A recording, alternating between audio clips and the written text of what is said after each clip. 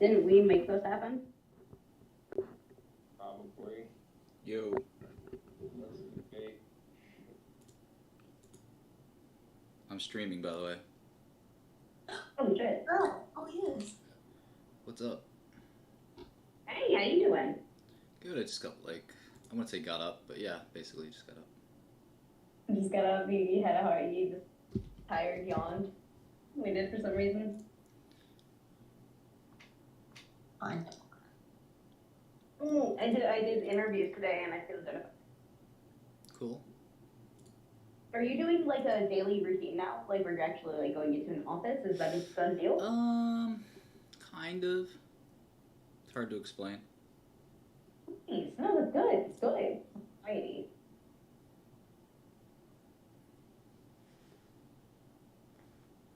We were talking about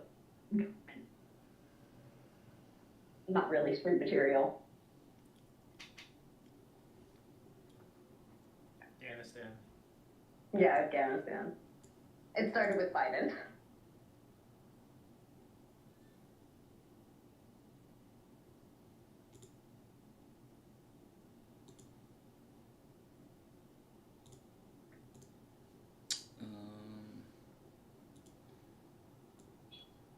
Do you want to jam? Do you want to get your guitar out and we can jam together? I wish I had a guitar here. I'm dying to start playing. My brother wants to bring me some. That's cool. But, yeah, we got priorities. It's okay. Jams will happen eventually. Yeah. I was at a place with a guitar, somebody's office, and I had a bunch of guitars laying around, and I grabbed one and started shredding. It was pretty cool. Didn't sound so bad. I need to send you a video of Kina playing the first two measures of Here Comes the Sun because she has been like waking up and learning it and just remembering how to do it because she hasn't like she's been doing strums and stuff, but she hasn't been doing like where you pull the strings. Oh my god, she's good. She's really good. That's great. And every time I'm like, oh no, you're doing it here, try to do it this way, and she just like lures me and she's like, that's not how it is. Yeah, no, she don't need your help. She got it. I don't know what I'm doing. Why she's in lessons? I don't guitar. Sarah, how old is Kina again? I think I'll be 9 this month. Oh my gosh, time flies. She's big. Is that who I think I it still is? think of her as like 4 years old. We Is that- can hiatus. Is that who I think it is? Amanda. Oh, I thought it was Randa. It does kind of sound like Randa, but it's Amanda. Randa. We rhyme. Great. Amanda. Oh my god, how are your babies? Oh my gosh. Yeah, they're getting good. My oldest son is like almost, he's like 5'10" or something. He's really tall. Literally the cutest family, though. Their Starting high baby. school. Oh my gosh. Maddox, yeah, he's a treasure. He's so Hey, cute. girlfriends. There was a video, I sent it to Ali the other night. It was Maddox trying to say the word construction vehicles, and he came out like fucking vehicles. And it was Wow. That's funny. Yeah. He just turned 3 in June. How's your littlest one? Is that 3? Or is he the Yeah. 3? What's that? That's Maddox. Maddox, he's 3, yeah. I feel like you were carrying Maddox like 2 weeks ago. That time flies, seriously. It's gone by really fast, yeah.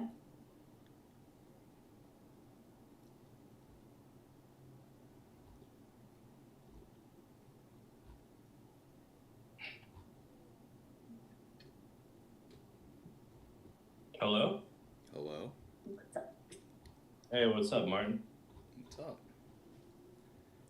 Also, other people. What's up, other people? Hi, Randa. Hey Sarah, what's up? Oh, we got Hi. party tonight. It's party time. I remember you from Blab, from forever ago. No. Yeah, with Billy the Fridge. Yeah, Three Billy. Wait. Do you remember me and Randa? Are we friends? don't remember you. It's okay, we're best friends. You and I were best friends now. You remember me from Blab. I made a very big impact on your life. Mm-hmm. Okay. We have so many people here from a long time ago. I think it's time for a tuna party. Does that mean Tuna party. Trashy's favorite. Oh no. Get them Costco-sized tunas. Oh wow. Damn. Going ham. What's the mahi size? Whoa. When you're making mahi and shrimp and tuna and lobster for your cat, gone too far. So that's like there's already a menu planned for Trashy when she eventually integrates back into the Growly household that also it involves all of these elements, obviously.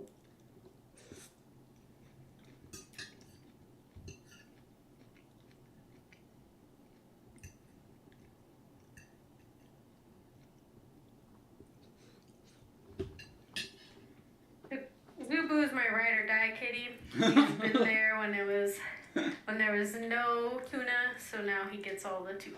That's so funny. Ride or die. Oh well. Sorry. Everybody asks me about this guy Andrew Tate. I don't know much about him. Everybody. Don't even entertain it. Don't entertain it. It's Right. bad news. That's what I know, people keep referencing him, and I watched a couple videos and was just so underwhelmed. Yeah. This chick was explaining to me, and I was like, "Sounds like he's like the new Alex Jones." She's like, "Exactly." I'm like, I don't know. Oh. Yeah.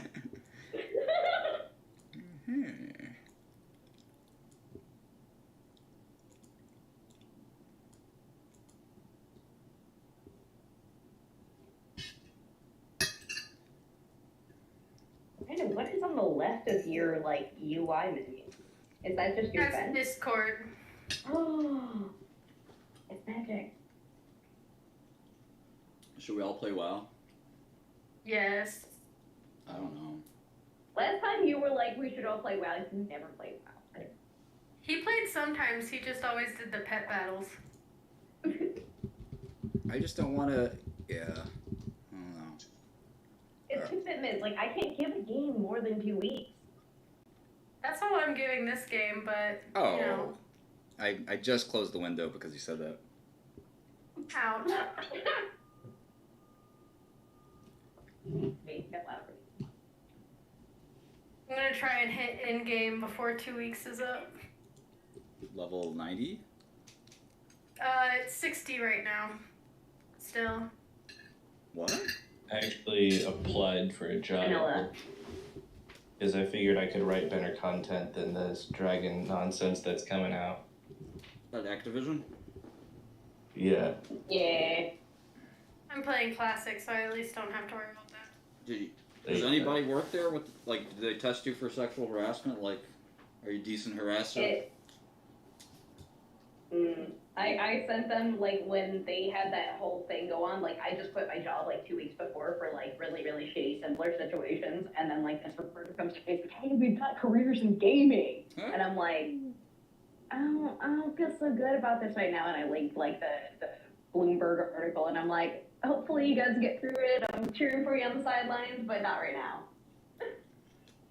Like the biggest like little puppy dog howling meme ever, where you're just like, I'm super badass, but I just did a little itty bitty thing. Ugh. And now I have a referral to go in. Fuck.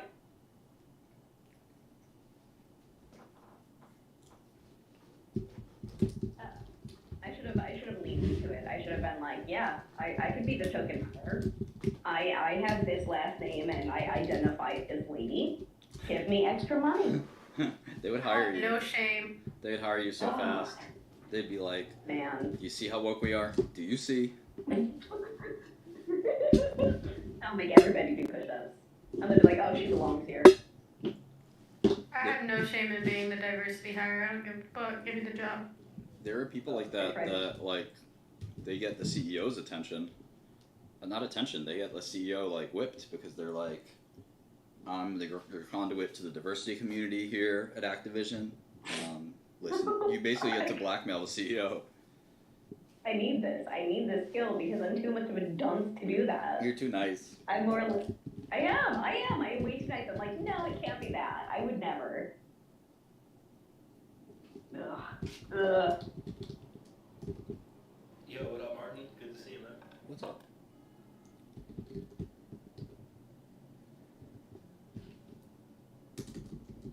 Who this? Oh, it's like the diversity group at Twitter. Exactly, yeah. I don't dig it. And even when I like even lean into it a little bit, they're all like, whoa, whoa, whoa. Whoa. Not that now. Anything but that now.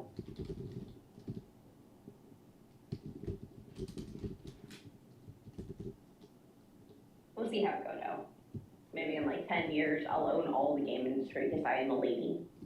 And queens get to own things. I Out feel of like merit. Twitter You messed get up. an easy intern. You could easily manage your position. I've been trying my ass off, but no dude likes to be told like enthusiastically that they can get things done. They usually shut down and they're like, I can figure it out. Because, you know. I avoid manager positions like the fucking plague. Smart. I just want to buff people. I just want to buff them. Buff? Yeah, like I'm a support class. Yeah, yeah. I want to be like, you got this. You can get this. Here's all the tools you need. Here's the factors in play. What would you do? Yeah, that's what a manager's supposed to be. Thank you. Yeah. It's just a different, yeah. Yeah, it's different just because I hated being managed by idiots. And it's like, all right, you know what? I'm just going to do it myself. You idiots. You idiot. Idiots.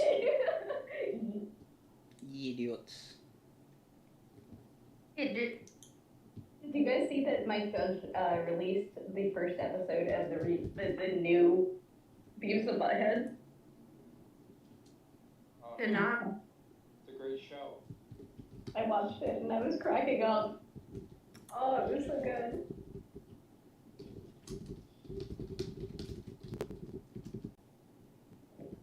My stepdad used to like stay awake and like record episodes so we could watch them later.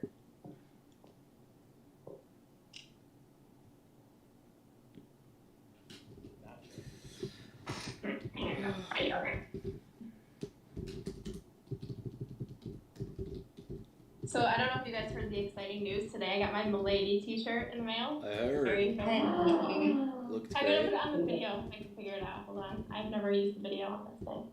Hold on. Okay, I gotta get out of the stream and I'll watch. Okay, ready? 2, 3. It's so warm. Wow. Yeah, it's It looks Okay. great. Wow, flex. right. Isn't that Oh great? my gosh!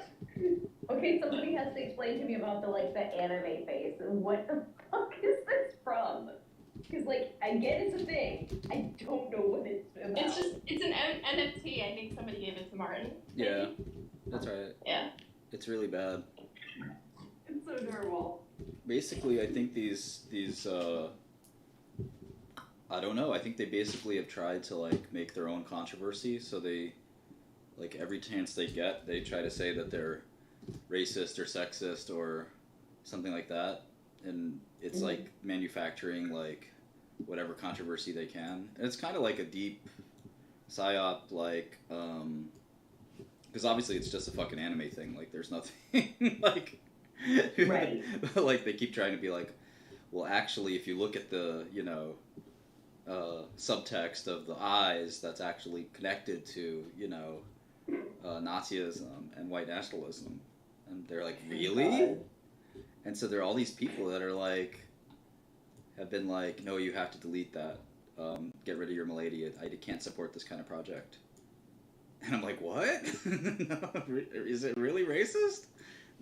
And I think those people who approached me saying that are part of the Milady team. Oh. Isn't that crazy? And then, because there are so many stupid NFTs like this, but like they've been able to, like, make it last by kind of like, Stir the pot. stirring the pot. And yeah, the cheapest Milady is $1,300. Which, you know, your art is, you know, if you think about like making this, right, these kinds of NFTs, and for the whole thing to be worth 13 million, it's obviously kind of nuts, right? Yeah. We could try. You know, making I've got friends that are like, I could do this, and then like I've got like people on the other end of the spectrum who are like, don't you dare do that. That's terrible. You're taking it edge of people. It's like, Yeah, I'm it's kind so fucking. of Come on. curious if you'd like to do it. Like, let me show you one. Yes. I know I don't know you, but like today's my birthday. I was just wondering if you could everyone could wish me a happy birthday. We could do better than that. Happy birthday. Birthday. Oh my god, you fucking need to do it. Happy birthday, man. Oh, thank you. Happy birthday, homie. Yeah, I'm on Martin Shkreli chord for my birthday. You know what I mean? It's Happy good birthday, massive pussy slayer. Happy birthday to you. All You mean the Marilyn right. Manson one? Or Marilyn Monroe? Are you related to Skank Hunt 40, by the way? Me? Yeah. I'm friends with Jeff Taylor and Lexi and all that sort of stuff, and Zoe Bain and all that shit. Oh, but not Skank Hunt 40. I kind of, like, you went to prison and I kind of met them in 2018, sort of thing. You know what I mean? You're part of And Shkreli they were Court. all like, oh, you know Martin? I'm like, who's Martin? Sorry. And then I realized who you were, you know what I mean? Oh, sweet. Well, thanks for being part of the Yeah. Discord community without me. Nah, well... Keeping it That's warm. awful, bro. That's awful. He kept it real without you. He was the new Martin. But I do rap, Martin. I do. Do you want to hear some bars by chance? He's got some bars. Birthday bars. Birthday bars. Birthday, hashtag birthday bars. Birthday, drop some bars. Alright. So check this out. Ready? I'm a lyrical Einstein. I get a cynical mic sign. I've got a political right mind. It's critical. I find a formidable lifeline. I'm terrific at night time. I'm sipping some nice wine. I'm spitting advice rhymes. I'm giving a lifetime. Criminal my crime till it's unequivocal. I climb an unconditional hide mind with a difference in my shrine that religion's design mine. Enter the prison in my mind, but my prison defies time. That's why I'm sicker than my kind, and I live on a high rise on a mission to fight guys, but I'm quitting alright bye. Woo! Not like that. Nice job, man. Or Fire. He's got the flow part down. That was all off the Too top of much, the you dome. reckon? No, fuck no, bro. That's written for sure, bro. No, it's still really good. I love the prosody. Thank you. Did you say prosody? I did. Nice. I threw down my $2 word right there. Show off, yeah. Vocabulary challenge. Word from the situation. You might do well on your own IQ test there, smarty. Holy shit. Oh. I'm gonna break up my fucking monocle. Thank you. That's awesome. Happy birthday, dude. You're talented. Thank you. Happy You know, birthday. I pretty much have no friends, dude. Whoa! Oh, don't say that. We're all your friends. Trashy's your friend. Trashy the cat will be your friend. I can't promise that. She's a big old goddess. Yeah, she can turn on you. You got some tuna? You got some treats? Ooh. We might chat. Randomus, are you clicking your spells? This is highly No, bothering me. I'm not clicking my spells. I'm running away. Listen, I just saw you click a spell. This is... I didn't. My mouse She- is on a human being. Alright, this is a fucking problem. You should... She's an expert. Come on. Okay, could you quit your subscription? Oh. I think you saw me click my potion, but that's because I've been lazy and I haven't bound my key. You guys do that, and you panic click because you're like, I can't find the button. Leave her Also- alone. Wait. Do you have your auto attack bound to number 1? I do. Because I don't like clicking, so then I just tab and then I click No, one. you know you can just left click on anything. I tab to my targets. See, you're telling me not to click and then you want me to click. I'm getting mixed signals here. Okay, it's the lower, the lower like 10% of your screen I don't want you to click. He's backseat gaming. Don't listen to him. Backseat You're in charge. gamer. Oh, Does Martin, your may I ask what you're character coding? like automatically do it? Something's going on here. What was prison really like? Was it Hold on, fucking scary? Hold on. Oh no. Hello? Sorry, I don't Hello? know. So if you don't want to answer, bro. Hello, who dis? Sometimes. Because that's fucking. Because my dad went to Who's prison, this? and he, It's Sorry? Pussy Slayer. Oh, sorry, Al. I'm Al. How'd you get this number? I feel like if you want those questions answered, he did a really good interview with Milk Road that answers like a lot of the basic questions. Okay. It's such a good Don't interview. do that. Oh, what's it called? Just Oh email me. yeah, Milk, I saw Milk that. Road. It was a good I didn't know interview. that guy did that. Like, what an interesting hello chat. I think there was like a live stream that Martin, may I did ask what you're coding? in like Nothing. 2017 or something, that where you tried like calculating your sentence, and it was like at most like 200 days or something, which is Yeah. yeah. When you go through the system, you learn that they can kind of do whatever they want. Yeah, but there was like 7 a million. scoreboard, right? Like you went through and you added up all the points of the potential charges you could be. Yeah, they can Like kind of do an whatever they want. It's And then you got cut. You got exempt anyway. Like what the fuck? You know what I mean? Because you were fucking with Hillary. You know what I mean? That's crazy. I don't know that made that much of a difference, but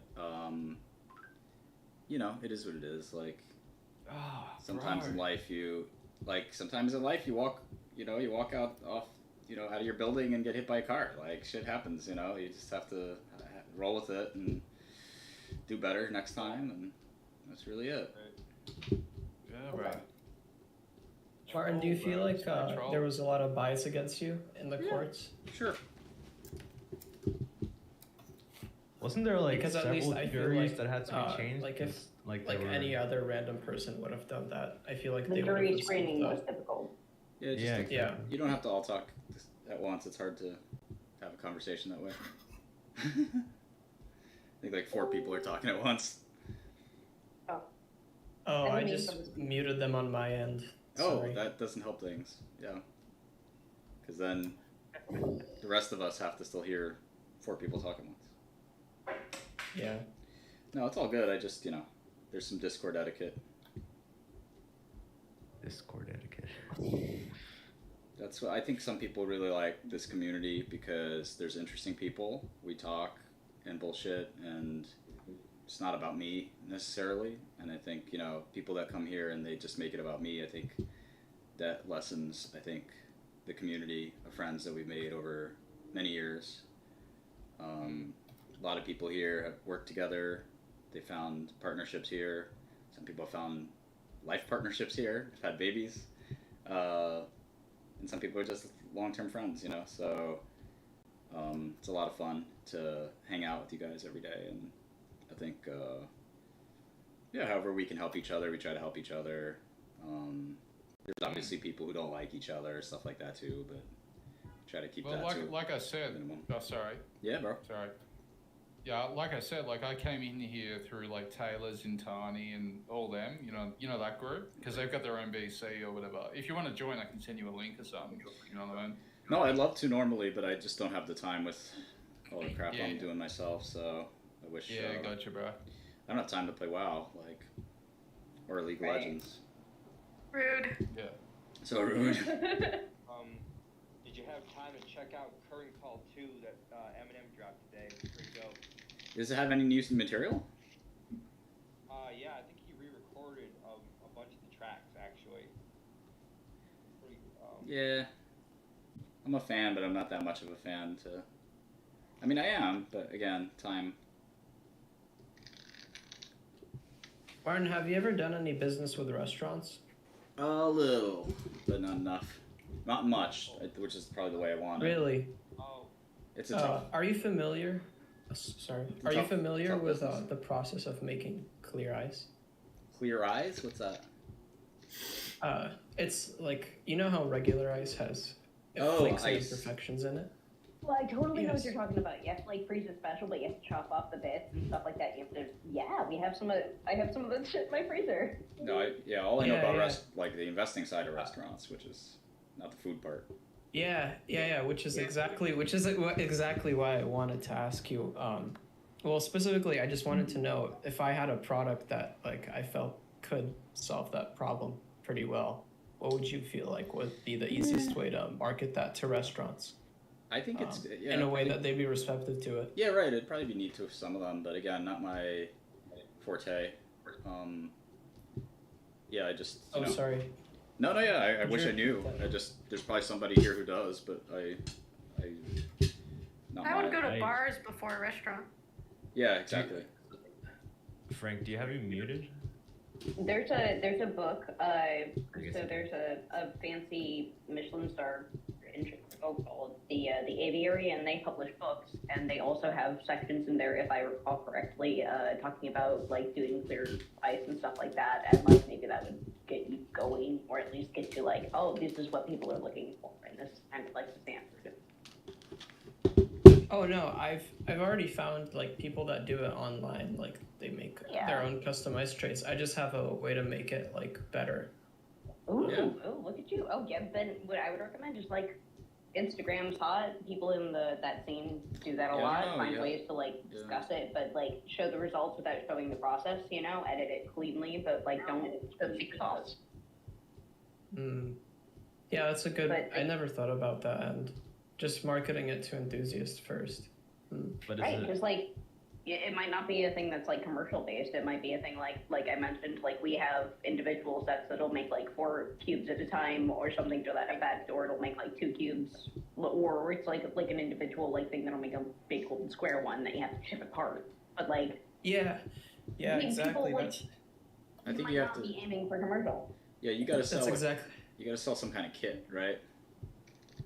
Yeah, exactly. I just want to make a better one because the ones that are currently on the market, in my opinion, are all really inconvenient and garbage to so use. just make a nice kit and then go to like high-end hotels and high-end bars and restaurants, and they'd probably loved it.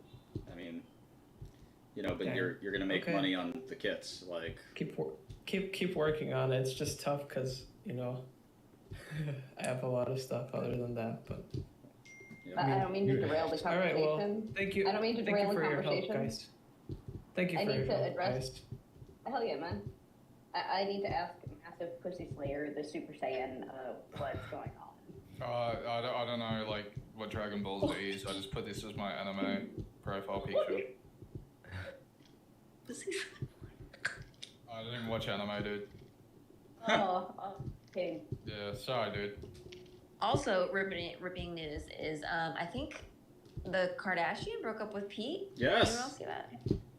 Available from Martin Shkreli now. That's what I'm saying. I was like, she sings sliding. Is that Maureen? Kanye's back, baby. Yeah. Kanye's back. There's like the bad boy, but a guy that can make you laugh. Right? Crystal Boy, what's up, dude?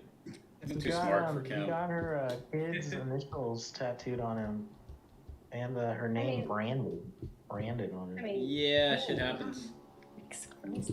Yeah. Is that Mo, by the way? Yes. Hey, are you here? Yeah, I've been here. Been here, hanging out. Lurking. No.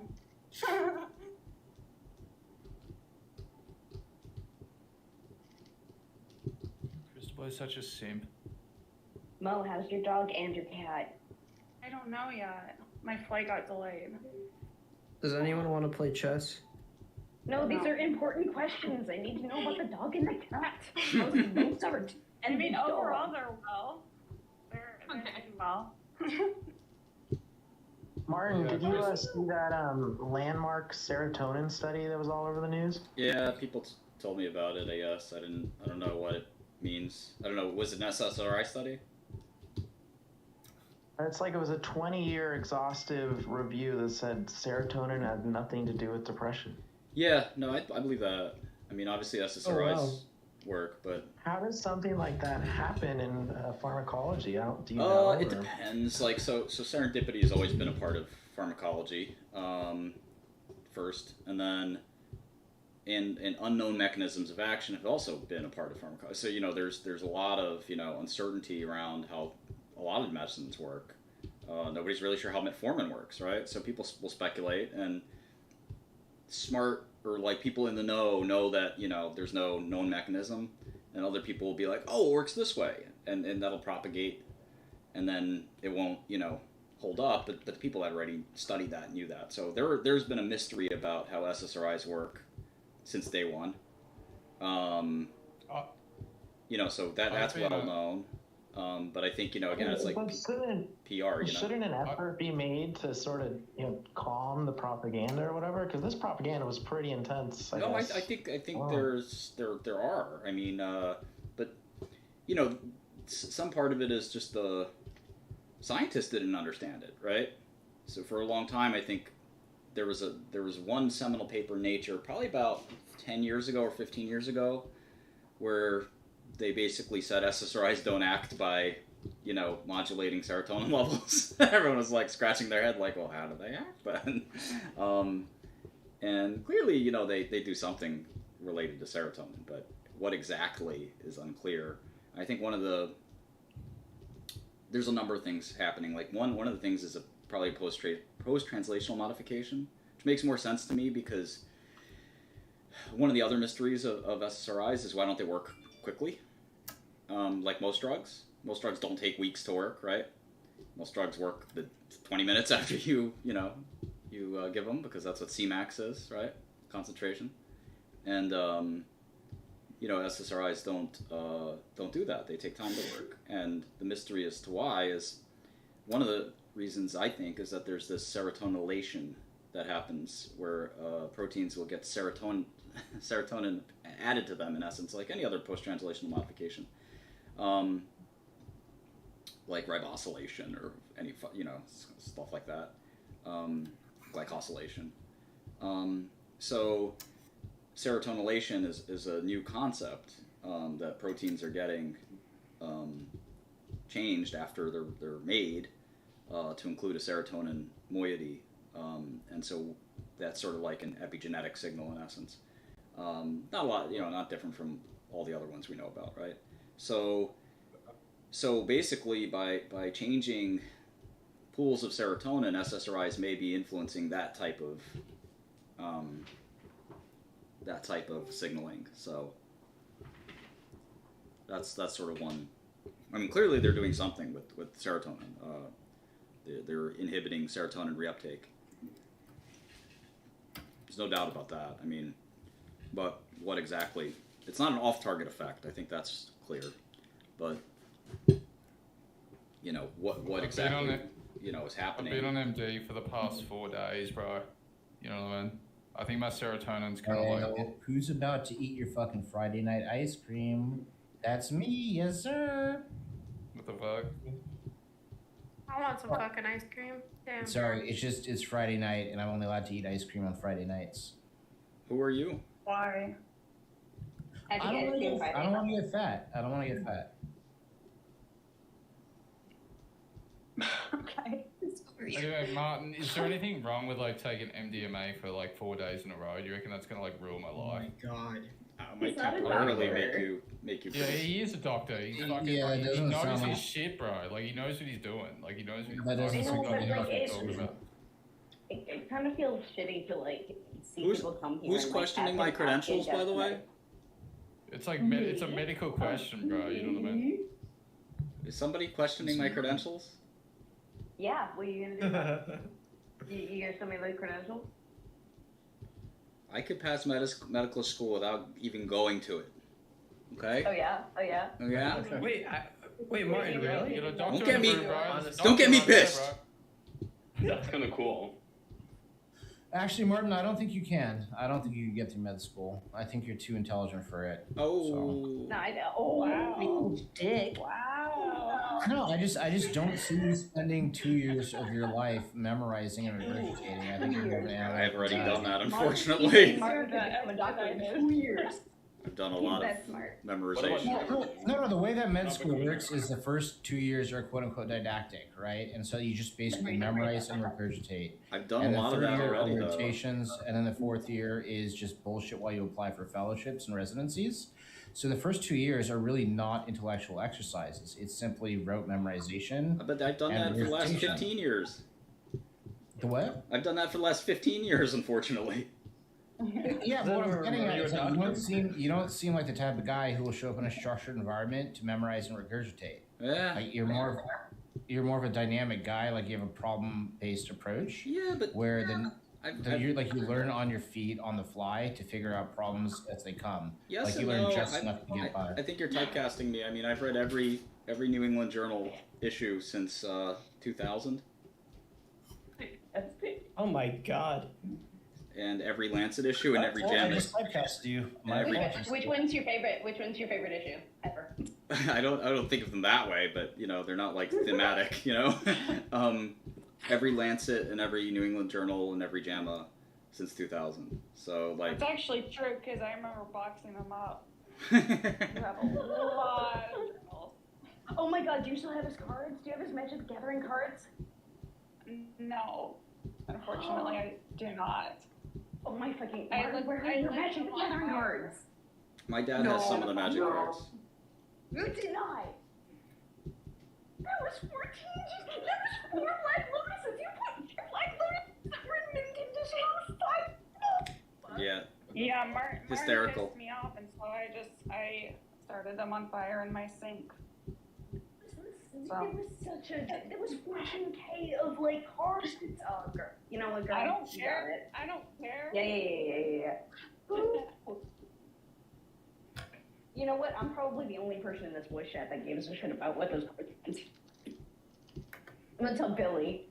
There's some other Magic nerds out there. Don't worry. I have magic cards. Yeah. Literally the nerdiest thing I've ever seen in my entire life. This grown adult with like a deck of these weird ass cards. They're beautiful, telling me that first they're of all. worth like so much money. The fucking card. They're beautiful. No, dude, seriously, they were. And like, not only that, if you said that, like, if you were able to say these were literally rooms, you could have gotten maybe like 30% to like more than the room just by that, like, You could have just sold them and said you set them on fire. Right? So I feel like both of those. Could have just, you know what? I could have put those. I could have put those in my pocket. No one in the world would have ever known they disappeared. I feel like Martin would have noticed, but anyway, yeah, I tried not to them ever. steal anything. I guarantee Most of never it looked at them ever. I saw how he kept them. He's just like, yeah, it's just a pile right there, and it's just like there's I'm looking. okay. I'm And still. they're not sleeved. It was just a pile of them, and they were like 8 inches high. Hey Martin, quick question. How long until we see you on the Lex Friedman podcast? I've been live streaming on YouTube. I have 20,000. You gotta get on Lex Friedman's podcast. That would be a great conversation. I didn't understand what you were asking. Sorry, who? Lex Friedman. Lex Friedman. Oh, I don't. Yeah, I honestly the quality of his guests is incredible. I'm not sure that I qualify. I think he'd be a definite curveball. I think he'd be a real contender. Like to hear like the real Martin. He's and he talk about what you're up to. He's had a lot of my heroes on there. Mark Zuckerberg. I mean, he's had some really incredible guests.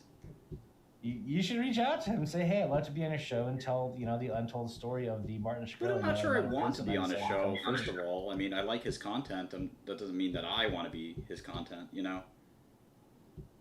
That's fair. It wouldn't hurt. I mean, I'd like to talk to him. I think you'd be great on it. It'd be great for your brand, man. Everybody thinks that Martin would be great for something, but Martin, you're cooler than Mark Zuckerberg by a lot. I don't know about that one, but I mean, like Gilbert Strang's been on there, and he's just a math professor. He's not just a math He's professor. just a math professor? He's not just a math professor. Gilbert Strang? Just a math professor? Oh. He's teaching me linear algebra. I probably shouldn't say that. Well, I'm online. I was gonna say he retired, but so that'd be quite the trick if you got him as your personal tutor. No. Yeah, I'm going up to MIT to get his autograph at some point, Oh my god, I'm coming with. or a selfie.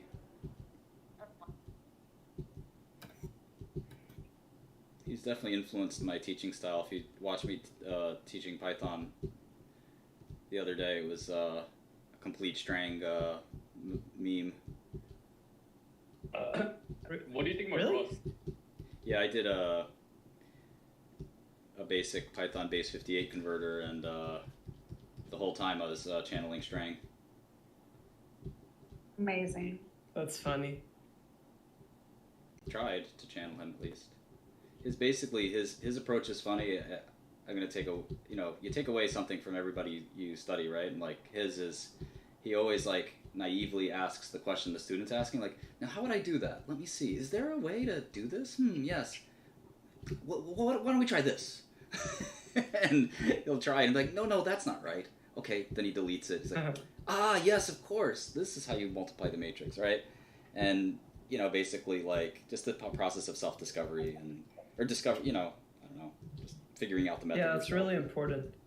Yeah, Very exactly. important. You gotta learn the intuition, like behind mathematics. Yep. I just love him so much. Anyway. I killed that.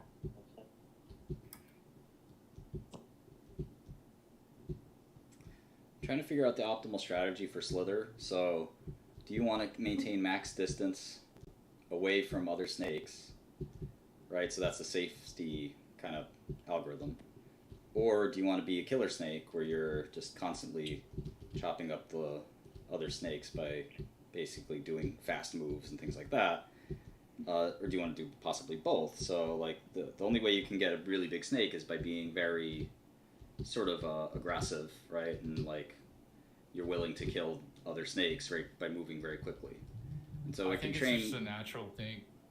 Sorry. No, I think there's an optimal strategy where you start off going into the middle to quickly gain as much mass, because that's where like you can find like the most bro, food. it's a natural. You've got to be a natural at it, bro. But as you go bigger, you have to adopt a more defensive strategy, like to protect the stuff you already have, because people will naturally go after you because like they see like your like success or whatever. Well, your that's why they, velocity like, go after you. Your velocity drops quite a bit because the radius of your snake is now enormous, and it's easy to get cut off and killed. Also, what I like to do is I like to make a circle with my own snake and use that as a protective shield, and then out of that. So I've thought about that strategy too, and the problem with that is that you become somewhat immobile and circumscribed in your movements, so you end up like having a very hard time kind of actually doing anything, how should I put it, not advanced, but like some other maneuvers, right? So you're like you probably do increase your safety a little bit, but you end up being like this really predictable snake, and I think unpredictability is probably the key to the game. yeah, I mean, you have to uncurl at some point, and at that moment, you become vulnerable. Right. So, I mean, if you're like in a not great situation, curling up's not a bad strategy, but like to play the whole game that way is simply wasting your time. It's a loser's game from what I can tell. Yeah, loser strategy. Yeah. Unpredictability is, I think, the key. And the problem with so the key to unpredictability in the game, I think, is that you can't see very far on the board, and you can go to empty space in the board very quickly, and other snakes can't react like that. So like if you move very quickly to an unseen space, you have risk yourself, of course, but generally if you have a feeling that space is empty, maybe you've traversed it before, that other snakes will collide into you because they don't know what you know. So part of it is mapping local space, I think, and feeling comfortable that that local space is empty for you to just accelerate into. Because I think the acceleration is basically also the other key, and you have to be accelerating quite often to survive. What? Maybe like the closer you get to the center, the more you have to like use like the accelerator. Like it's possible.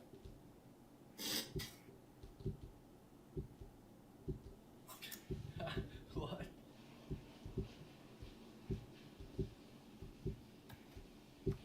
Are you playing Snake? Are you guys playing Snake or something? Are you going?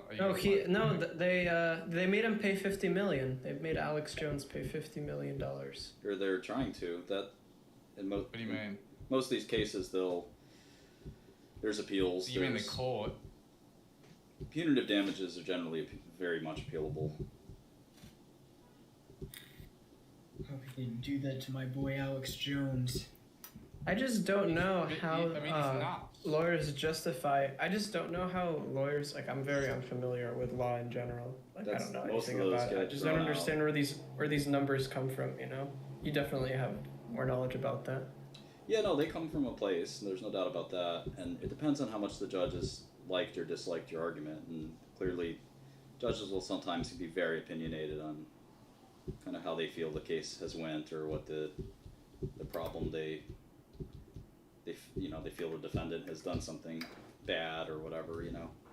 So yeah, which is weird also because, like, you know how judges, they're like elected or appointed, so basically depending on the state you're in, like if you act a certain way in a certain state, like you'll be judged differently if you did it in that state versus in another, right. Yeah. Because the judges are just going to be naturally different because of the governments there.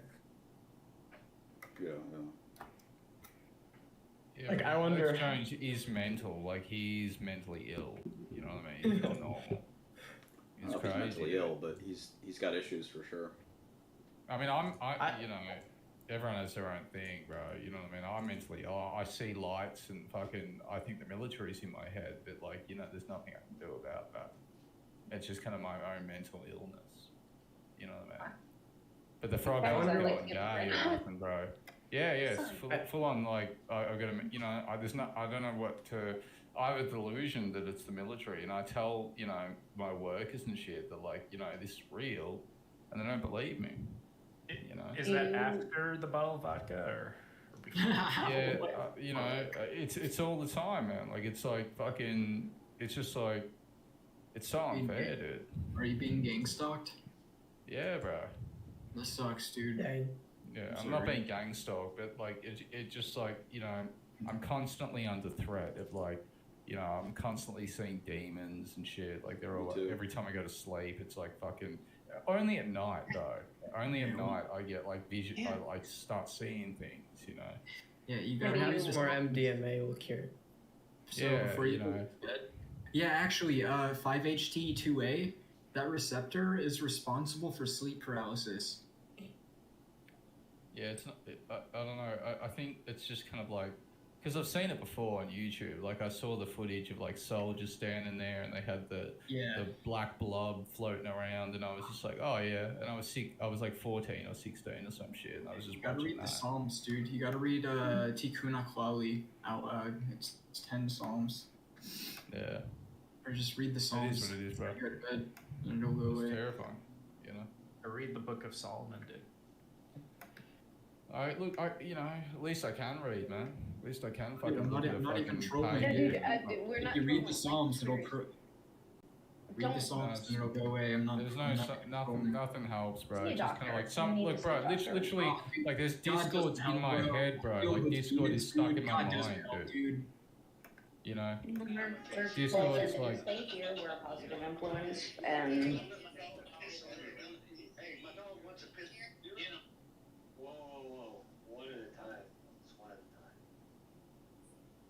David keeps saying on public spaces that you know where I live. That would be me. I'm the owner. Hey, look, I'm the owner of you, Amy. Shut the fuck up. Shut up. Hey, you're the one that turned gay, not me, bro. What the fuck? Hey guys. Hey, it's Martin. It's Martin Shkreli here. Um. Not that there's nothing wrong with it, but Hey. you change your sexuality out of nowhere because I said you would. What's wrong with that? Okay, hey, what did I fucking say, dummy? Can you listen? All right. Not that there's nothing Quiet wrong down. with that, but you change your sexual position immediately. Is it drinking night at the homeless shelter? Is it drinking night at the homeless shelter? Big Skrelly. Why? You've been snorting too much copium, Millie? Hey guys, it's Skrelly here. Why the fuck is this stock going up? It's. Have you not seen the cult-like behavior behind it? Yeah, I'm short. I'm short and it's going up. This isn't fair. I don't like it. Martin, I think we all generally try to tell you that there's no common sense when a cult's behind. Oh, wait a minute. The same commentary. Are you guys picking on the short bus again? You think that I'm new to the stock market or something? Why the fuck did the stock go up today? The stock was at 17, and I thought about covering. I was like, nah, it's gonna keep going down. It fucking closed at 23. No, it's 22. Something has to be done. Now. The put premium is so elevated now. I don't get put premium this and that. Make the fucking price drop. Somebody. Do you want to speak to the market's manager, Martin, or what? I want to speak to the manager. Ken Griffin. Wait till the 15th. It's gonna break in half on the 15th. Don't just wait. My other short's gone up too. You know what he's doing. We have a team meeting with the manager on Monday morning, so just make sure you come. I need an emergency Citadel bailout meeting. I can't handle this. We'll schedule it for Tuesday too. No. Now. There's a secret aftermarket. Get on the phone with Kenny G. There is? Take care of it. Do you guys know there's a secret? Oh, you guys probably aren't invited. It's Saturday and Sunday trading sessions, New York Stock Exchange, invite only. That's when most of the volume actually happens. It's like a WAN party. Be careful, even if you say things in jest, people will just assume you're telling the truth. I printed fucking crazy synthetics today. It didn't help. And Lord, did you make Amy or Ben or Enrique co-hosts as national speakers? Because I'm trying to add more speakers, so we cannot add any more. We only have one co-host. Bye-bye. I invited Ben. Is that fucking guy Travis here? God damn it. Him and his idiot. I removed it with Keith today, so I removed Keith for you. You missed it, Martin. I was explaining my entire short thesis is that every hedge fund or war was something with me mistake. Travis is the long side. Yeah. The short thesis I need.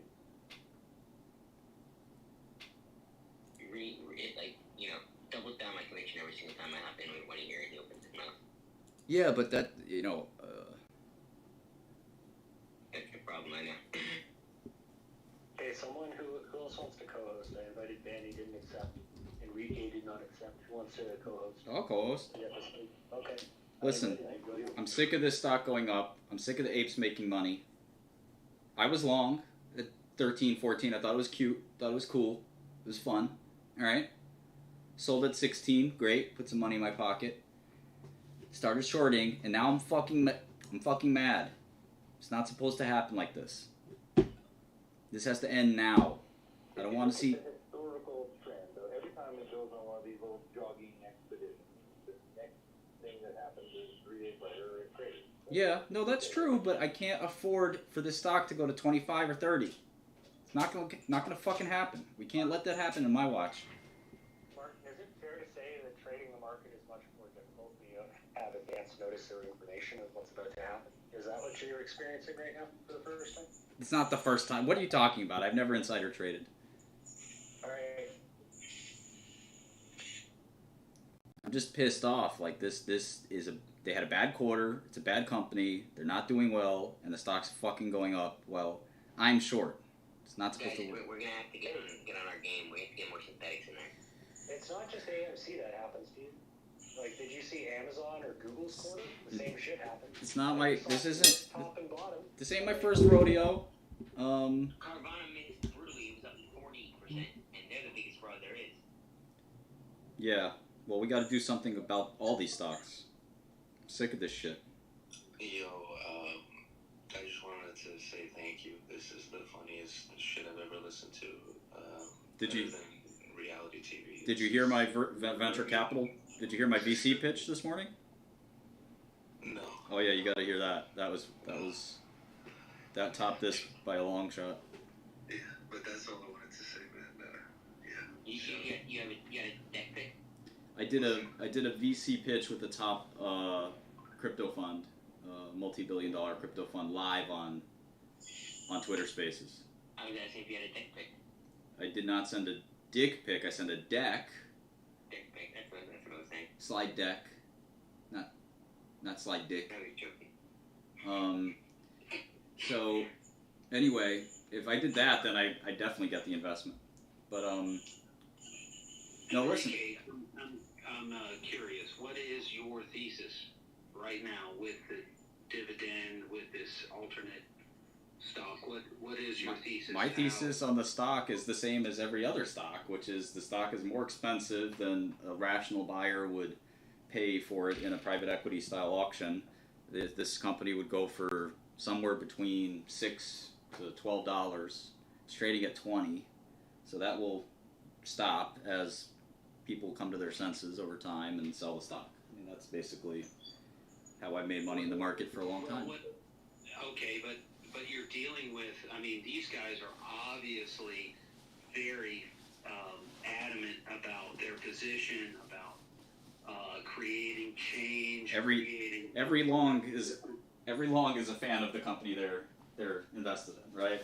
I mean, that's not changed because of AMC, you know. But is this not something different than you've experienced before and ever in stock trading where this movement you have to you want to see evangelism, you got to see some of the shit on Wall Street. I actually have a T-shirt an old T-shirt in here. Let me show you actually on live stream real quick.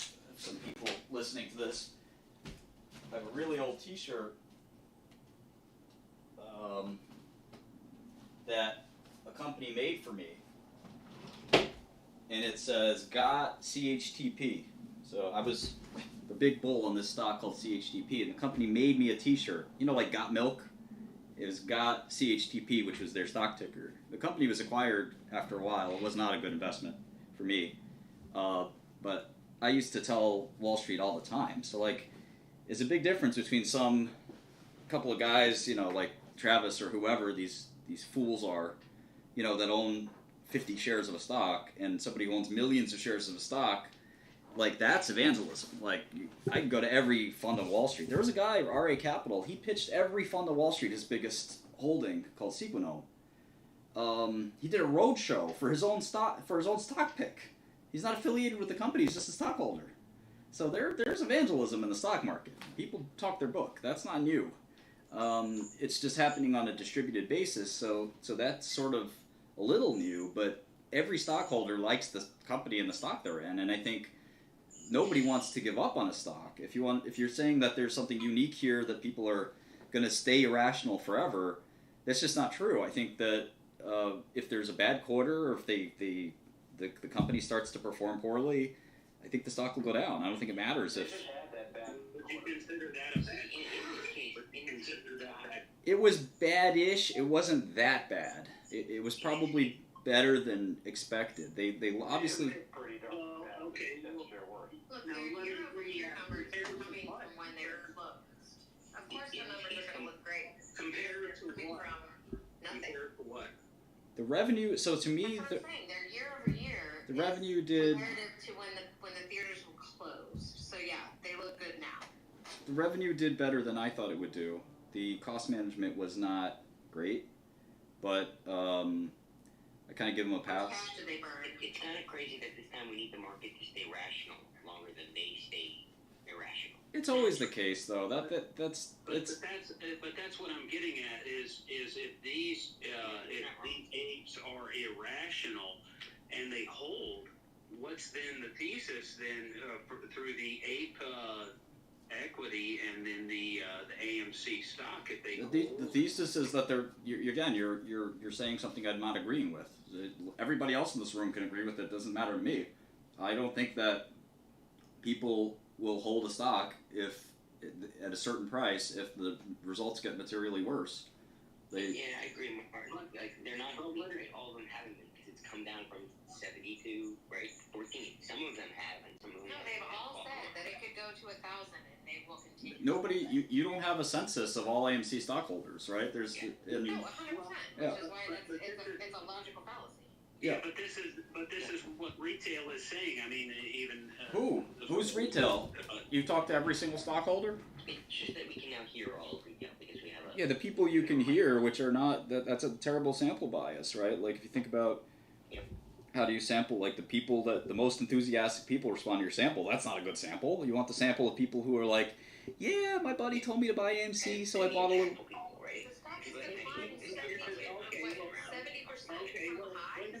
But isn't that the question? Is the people in this, is that what the majority sample is? I don't think it matters. It's irrelevant.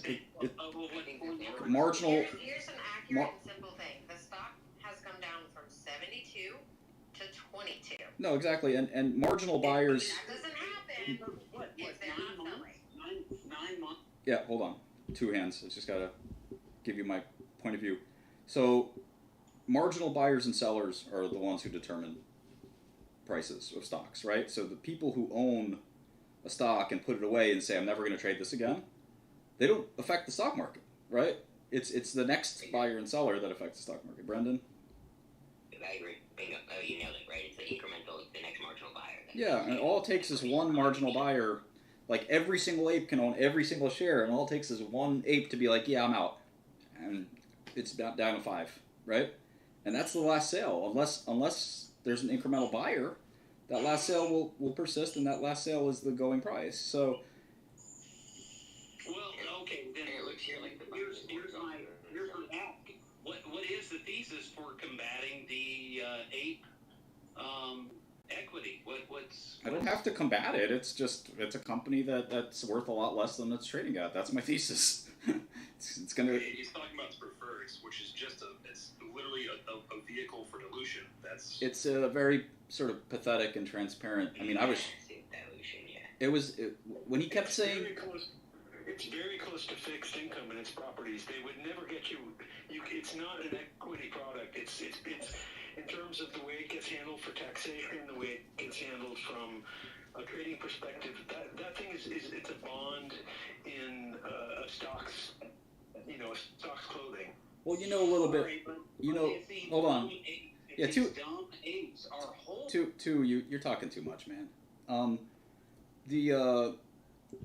So I guess to me, one of the things that really troubled me, again, if I were an AMC long, or in my case, as an AMC short, what I enjoyed listening to, was quite frankly just the insanity of the CEO. Like, that was one of the weirdest earnings calls I've ever listened to. And maybe, again, the guy's sort of doing his kabuki theater, but, like, it was so strange. Just go on mute if you're, while I'm talking, and when you want to talk, go unmute. That's how you do it, 2 hands. Otherwise, we get to hear your static. Nasally breathing. Yeah. So anyway, I love the nasally breathing. So anyway, all right, buddy. So hey, look, that's not an argument. All I'm asking. Just learn to take your turn. So anyway, the call was a really bizarre thing, right? I mean, they had. The guy kept saying, "Today we pounced. Today we pounced," and I'm just sitting there like, "What did you didn't pounce? Like, what are you doing? You're splitting your stock? Is that pouncing?" And then tweets when pounced. Like, really? Oh, I missed the AMC earnings call. I was actually in Vegas this morning. So. Oh, it was a riot. He kept talking about how today we pounced. I said we were gonna pounce, and today we pounced. I'm like, what? You created a tracking stock? Can I ask you guys if you understand what the deal So basically, is he splitting the tickers? Yeah, I mean, so to me, it's retarded. It's a mix of a ticker change, right, with a stock split. I mean, and a little bit of a bond offering in there. And so is it like Google that has 2 different share classes? Like there's Goog and there's Google, right? It's 2. Yeah, it's a tracking stock in essence. Okay. But it has none of the Benefits. Advantages of a preferred stock. Yeah. Is common and bonds. There's a set dividend schedule. Like I just went over this, not like in the beginning of the space. Like it doesn't have any of the advantages of a preferred stock. So it's basically a cryptocurrency. No, it's it's a ticker change. Don't you think? He's calling it a currency. Well, Martin, like this is a Class A dividend. Say that this is a currency. Like this is going to be the currency that they can use to raise to capex to cap raise to raise money from them. To do M&A, to pay off debt. Like he's literally calling it a currency. It's a Class A dividend, and it's a different stock ticker that is offered as a dividend, and therefore it has to be acquired. Where's the economic value? Where's the economic value? No, he had to make it a different ticker because states withheld. Stop talking over me. He had to make it a different ticker because they withheld authorized shares and they withheld executive comp.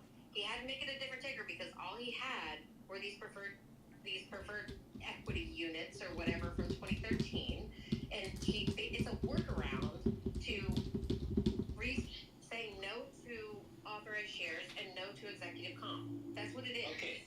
Amy, what the thesis is, I guess, on the ape side, is that it's oversold multiple times.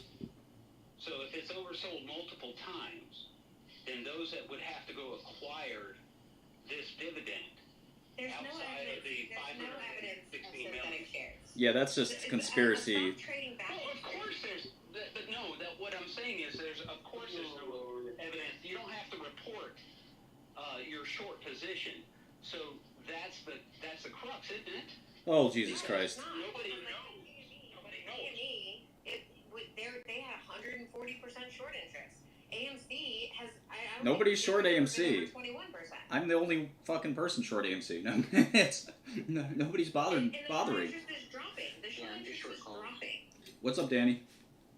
I'm just trying to figure it out. You cannot base a synthetic short key on how many times a stock trades back and forth. Let's hear. Hey guys, let's hear from Danny real quick. I'm just trying to figure it out. Why it doesn't matter to you guys? Why it makes you angry? It makes you upset is why. No, Danny, can we let him finish, please? He makes who upset? You, specifically you. We're doing this for you, Danny. Okay. Have you seen the Truman Show? It's like that, but it's real and it's your life. And the whole point of the play is to get you to sell. Well, you don't have to troll every single person. Is a serious question? No, I'm just asking what you get out of this. I'm trying to make money. Yeah, I'm trying to make money. I think that's a serious answer. You what? Trying to make money. Okay, so how do you make the money? Shorting the overvalued stock and then buying it lower. How do you do that? I look for overvalued stocks. I look at hundreds of stocks. I look for overvalued stocks. When I find one, I sell. How do you find them? I've done this for 20 years. I learned at one of the best hedge funds in the world. Okay, but you go to one of the Enrique, in 20 years, have you ever seen a movement like this? They're the apes, for crying out loud. They're the apes. Doesn't make. They have a moniker. They have a symbol. They have a mantra. What's going on here? Doesn't impress me. Yeah, that means nothing. It means nothing, but has it ever happened before? That's Yeah. what I'm getting at. Yeah. Hundreds of times. Hundreds of times. I mean, are you new to the stock market? Do you not know about Tesla and Tesla Q and everything that's gone on with this? Well, is not new. that's just the Twitter era. The thing that is new this time is investors have blocked the float of a company away from. No, they haven't. Nah. No, they haven't. The most that retail owns is 51%. Yeah, that's what. Are you saying that the reporting shareholder interest is a lie? That's not the shareholder interest. Every stock is 100% owned by its shareholders. That's never changed either. Okay, so if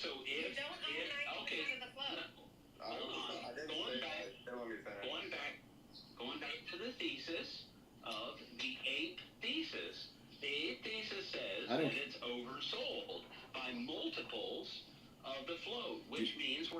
billions. That's like. Billions of being oversold. The multiples. Yeah. So just real quick, sorry guys, I'm just mute everyone real quick. First, let's just try to be like somewhat. We don't have to all talk over each other. Everybody here is an adult. You can wait for somebody to finish. I'll start. I think that talking about the stock being quote unquote oversold or something like that. I mean, that to me is like talking about Area 51 or some crazy conspiracy theory. I mean, that has no bearing in reality. It's a stock like every other stock in the stock market. It's not some special conspiracy where one group of people is somehow trying to suppress this one movie theater stock. For what reason? I mean, there's 90,000 stocks in the world. This is the one stock where there's a whole bunch of suppression and it's crazy, right? I mean, it's nuts. The stock is up, the stock is down. There's normal stock like any other stock. You press it in your computer, you can buy it, you can sell it. I haven't seen anything that suggests anything otherwise. So there's no suppression. There's no been sold multiple times. That's just, it's Looney Tunes. I mean, you can walk around talking about tinfoil hats and how there's aliens and all kinds of other things like that if you want to, but this is up there in the conspiracy theory world. And I just, I think you got to retire that. And let's just talk about the fundamentals of the company and, where are they going and stuff like that. I do think this community thing is an interesting, observable, that's why we're all interested in this, right? Otherwise it'd just be a boring movie company like Cinemark or something. How many people are excited about Cinemark? What's going on? Nobody, right? How many people are excited about what's going on in private equity of movie theaters? Like, it's a boring, stupid company. It's a slow, dumb space. Like, it's not exciting at all, other than this insane community that's interested in it. So it gets people to look at it, and it's kind of neat. So anyway, I'll unmute, but I'd love to improve the quality of the space by letting people finish their thoughts and have a complete, sort of... Thank you. Sorry about that, everybody. I want to preface all of this before you even start back up. Two hands, like, AMC actually happened by accident. The stock that was shorted to an insane amount was actually AMCX. But people got confused on the tickers and piled into AMC. Yes, it is. This is exactly what happened. AMCX was shorted to the tune of like 40-50%. Can I kindly say that AMC was trading. Hold on, two hands. Stop talking over me. AMC was trading at $1.90, just like Adam Aaron loves to tell the tale, and nobody gave a shit about it until everyone piled into the wrong fucking stock, and now here we are. So you're saying the actual play, AMCX, some sort of cable television thing. You're not saying that it was 100%. The stock was shorted. The stock was shorted. That was almost at 20%. one point had lost 99+% of its revenue due to the lockdowns. You can check this, two hands. You can check this. Go back to when this started. Go back to when this started. Check the short interest on AMCX and the short interest on AMC. You will find out that the real short was on AMCX.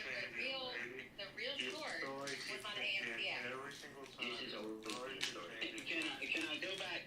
All right. So you're looking at what we call, I guess, the technicals. What I'm looking at is the fundamentals.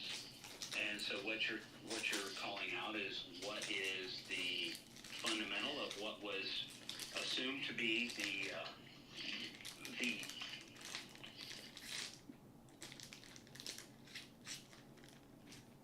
assumed to be the what? Go ahead, Ben. Assumed to Okay. be the actual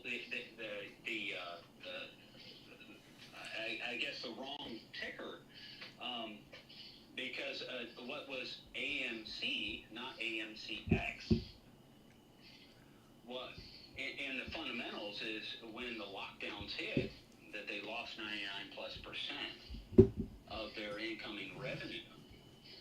But now that the lockdowns are opened up and there's been record amounts of people going back to the theater, I know about that part. this means that there is potential for this not only to recover, but to flourish. Hey, Martin, I'm sorry to interrupt. I know everyone's talking. And Amy, hi. It's Marantz. Hey, two hands up. I'm going to help you out here. And you can listen or you can talk over however you want to do it. Amy's absolutely correct. It was AMCX. That's what was shorted. But who cares, right? Let's talk about what's happening today first. We're we're talking about ape equity, and when we talk about that, let's talk about what you just said, the word fundamentals. Fundamentally, AMC cannot recover. And because they can't recover, they have to find a workaround, and they found one. And I'll explain. They used a bylaw from 2013 to work around. AMC's current, well, they actually lost 120 million this quarter, and the patron, you say record numbers. I'm just going to help you out right now because you guys aren't listening, but it's fine. You can laugh about it after, please. They had 72 million people visiting the movie theaters in the quarter 2 of 2019. This quarter they had 41. With inflation upon you, it's about units, not dollars. When you understand that, you'll understand who's making money, who's not. But let's fast forward to something else. Senior notes. So right now, AMC has to pay $10 million this year on senior notes. This is in the earnings report, so please read it. It's at the bottom of the page. In 2023, they have to pay $550 million. They only have $950 million cash. The covenants require them to hold $140 million cash. That means the cash burn off of $627 million over the last 6 months is going to hurt them next year, more so than you'll ever imagine. But here's the kicker. I'm still talking. 2026, when Adam Aaron retires, because there's no way he's going to see this through, they owe $3.3 billion. They don't have the cash. They don't have the equity, period. So here's what they do. They have an ape equity in front of you, and they have it in the plain text, and you can read it. They can dilute the number any time, but it's a penny per unit. By it being a penny per unit, it still is a vote. Do you understand they're buying votes for a penny at a time? So they can increase that float of the ape equity at any time. It's in the fine print for pennies per vote. And when they have enough votes, and all they need is 51% of the votes, they have their share dilution. Why will they do it? They don't have the cash to survive. I think so.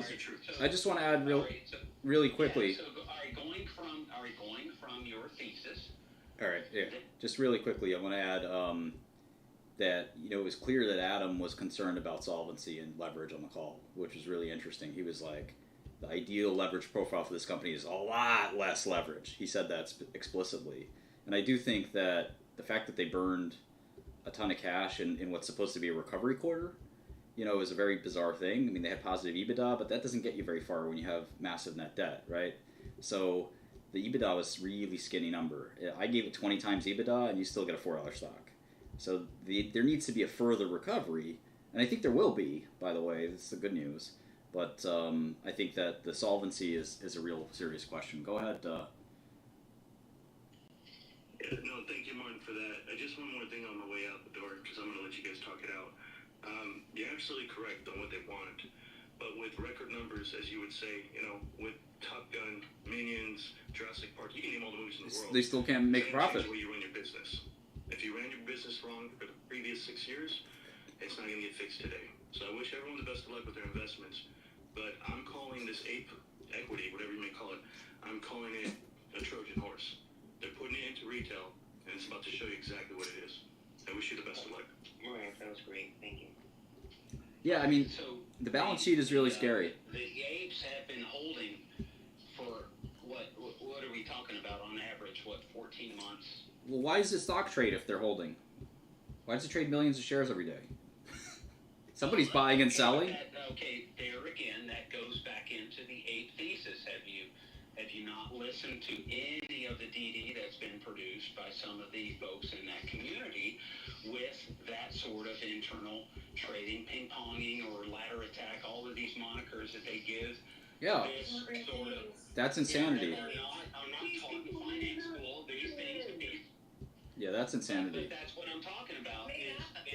There's no such thing as that stuff. Looking at this is unprecedented. No, it's not. AMC is just a. No, but... I have a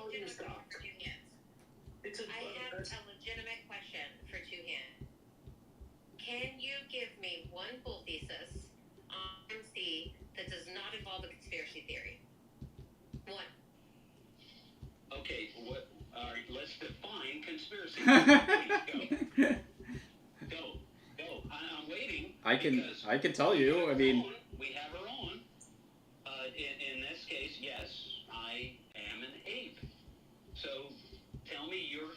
conspiracy theory. The theory. Can you give me one? Can you give me one? Sure. Tell me we didn't land on the moon. Tell me we That's basically how you're It talking. was an inside job. Tell me all this stuff. Also tell me. No. Don't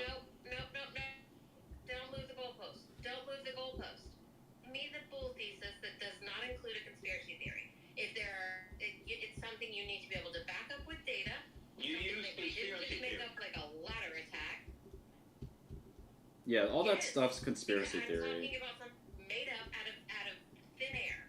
I was long That AMC. exists in the stock market. Yeah. Tell me a bull case that does not include a conspiracy theory. Yeah, that stuff is delusional. I think.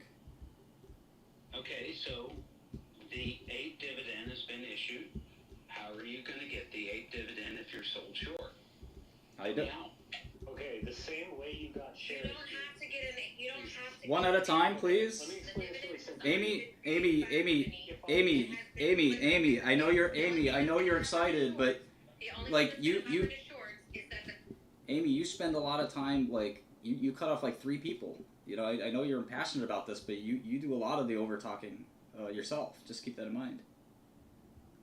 Okay, hold on. Let me explain this really simply. If I borrow a share of AMC from someone. No, you're the only one talking because you talk over everybody. The guy started talking and started to explain it, and you just started yapping over him. It's kind of annoying, I have to say. Okay, if I borrow a share of AMC to He asked me a question. You're doing it again. Let the guy talk. If I borrow a share of AMC to sell it short, when the AMC holder who has loaned me the share gets their 8th dividend, my broker will also borrow that from me and then deliver it. It's really not that difficult. That's the fucking end of the story. Hey, Ben had his hand up for a while. Let Ben talk real quick, and then Amy can finish explaining why 2 hands is wrong. I just want to chime in. Wait, hold on. What exactly am I right about real quick? Yeah, we're not going to do it that way. We literally just came up with an order of speaking, and you decided to usurp it. Sorry, Ben's talking now. I just can't believe everybody here's an adult. Sorry, go ahead, Ben. I just wish that like we were like all in a room right now because I have a gun on my person like pretty much all the time. Anyways, so Me too, bro. Calm down. So I've been trading in and out of this stock, both short and long, since late last August, when the ID cooled off after the original run up, and someone asked way earlier, like, why are you here? 1, I'm fascinated by cults, and 2, I love asymmetric trades. That's it. Like, and the idea. I mean, also just to repeat myself like the 100th time. If AMC happened to actually go bankrupt last year, or in early 2021, it doesn't mean that movie theaters go away. Like that just means when someone says that means you have no idea how corporate restructuring actually works. Like when Hertz was in bankruptcy proceedings, you could still rent a car from them. That's how that shit actually works. Yeah. Jeff Bezos buys AMC. I get it. Oh yeah. No, Bezos does not buy. God, yo, you're so wrong. So that's great, but no, this whole AMC preferred thing, like these have been in place since 2013. I think they're basically just like activating it. It's like a sleeper agent, Manchurian candidate, whatever you want to think of it, for a dilution vehicle. That's all it's going to be.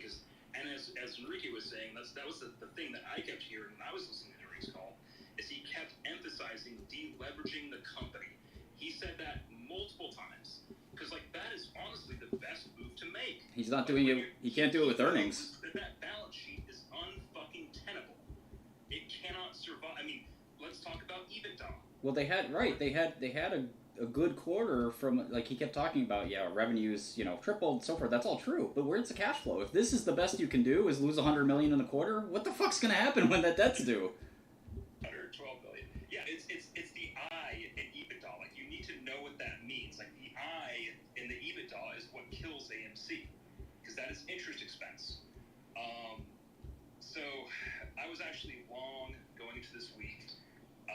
because a bunch of people tried to fucking DM me to dunk on me. I actually had to give a trade receipt to one asshole.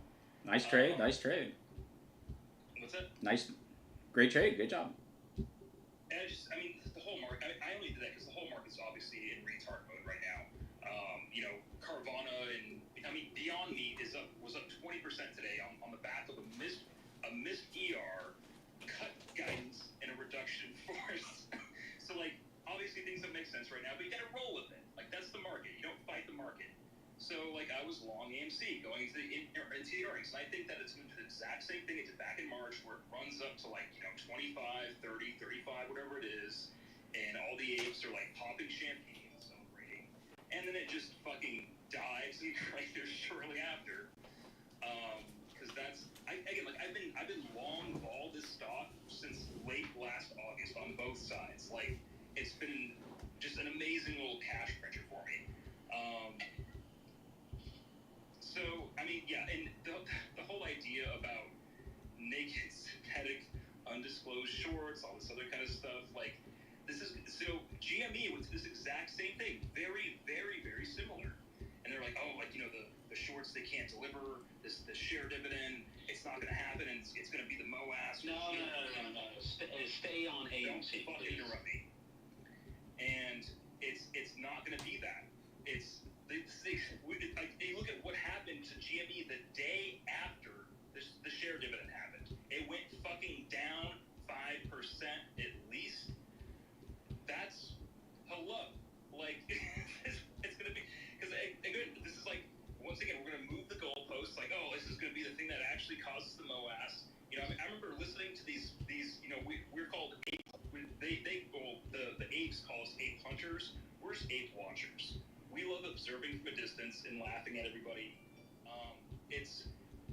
We watched this we've been watching this since late last August, and I remember the last big goalpost move was that the MOAS was going to happen before the end of the year, before the end of the calendar year 2021, because the IRS wanted, the IRS wanted to get all the capital gains tax, short-term capital gains tax, for the largest transfer of wealth in history, so to speak, which is just, fucking hilarious. Yeah, the MOAS, I guess the MOAS, I don't know.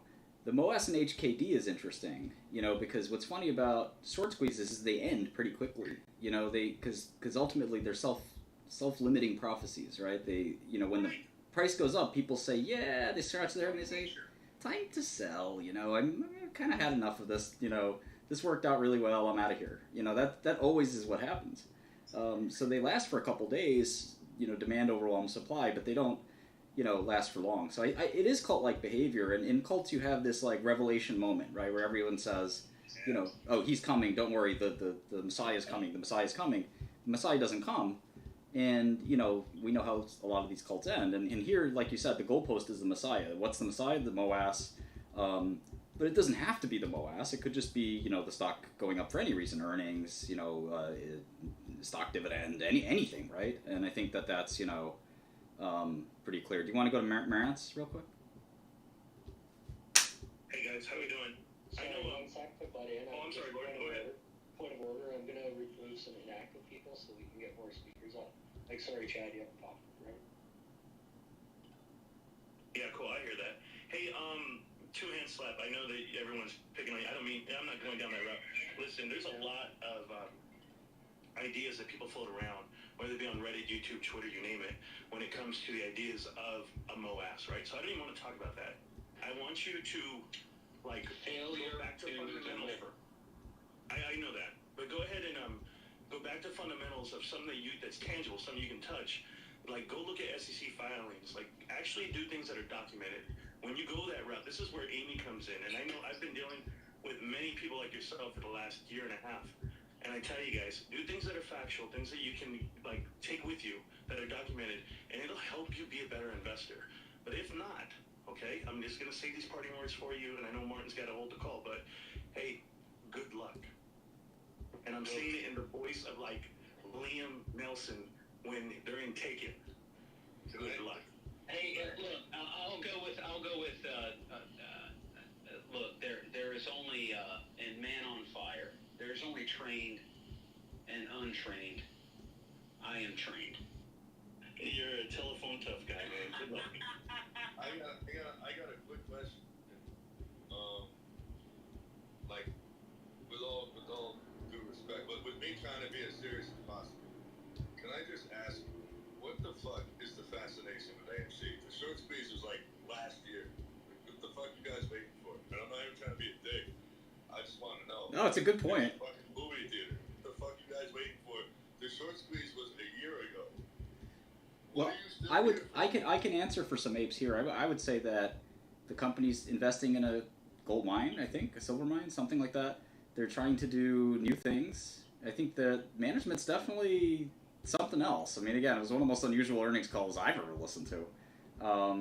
I've listened to thousands of earnings calls. Do you think that's the best stock in the market to buy? No, obviously not. It's the biggest waste of time. That's just my opinion. No, I think you're right. I just think that, yeah, no, that's why we're here. This is an interesting phenomenon to watch and see people get obsessed with a quite a boring company, and also a company in. I don't really mean to talk shit. I'm just one random guy, but at the end of the day, like, there's so many opportunities every day, and this is just like a colossal waste of time. Yeah, that's right, and that's why I think that's why people call it a quote unquote community. At the end of the day, the stock market is about making money. It's not about forming community. It's not about making friends. It's not. I mean, we never really gave two hands the opportunity to answer my question. I mean, he had asked me about that, but did he leave? Guess he did. Yeah, he left. And hey guys, thanks again for letting me come up, Lord, Zed, and Martin, and everybody. Amy, thank you guys so much. You guys have a great night. That was great. Yeah. I'll sit down and listen to you guys, but I appreciate you guys, and thanks for everything, guys. Take care. Thanks for everything. Yeah, I don't think that there is a thesis that doesn't involve a conspiracy theory. You know, I think that's kind of the fun part about this, because if you made it about investing and about balance sheets and income statements, it stops being fun, and it stops being, as cultists and conspiracy theorists need, you're taking away the out group, and you need an in group and an out group, and affiliative behavior where we're affiliating together as apes, and we're against the short sellers, we're against the, sort of the bad people, right?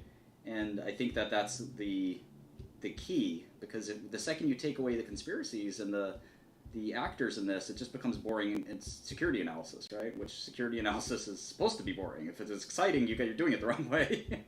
It's one of the most boring, dry, slow.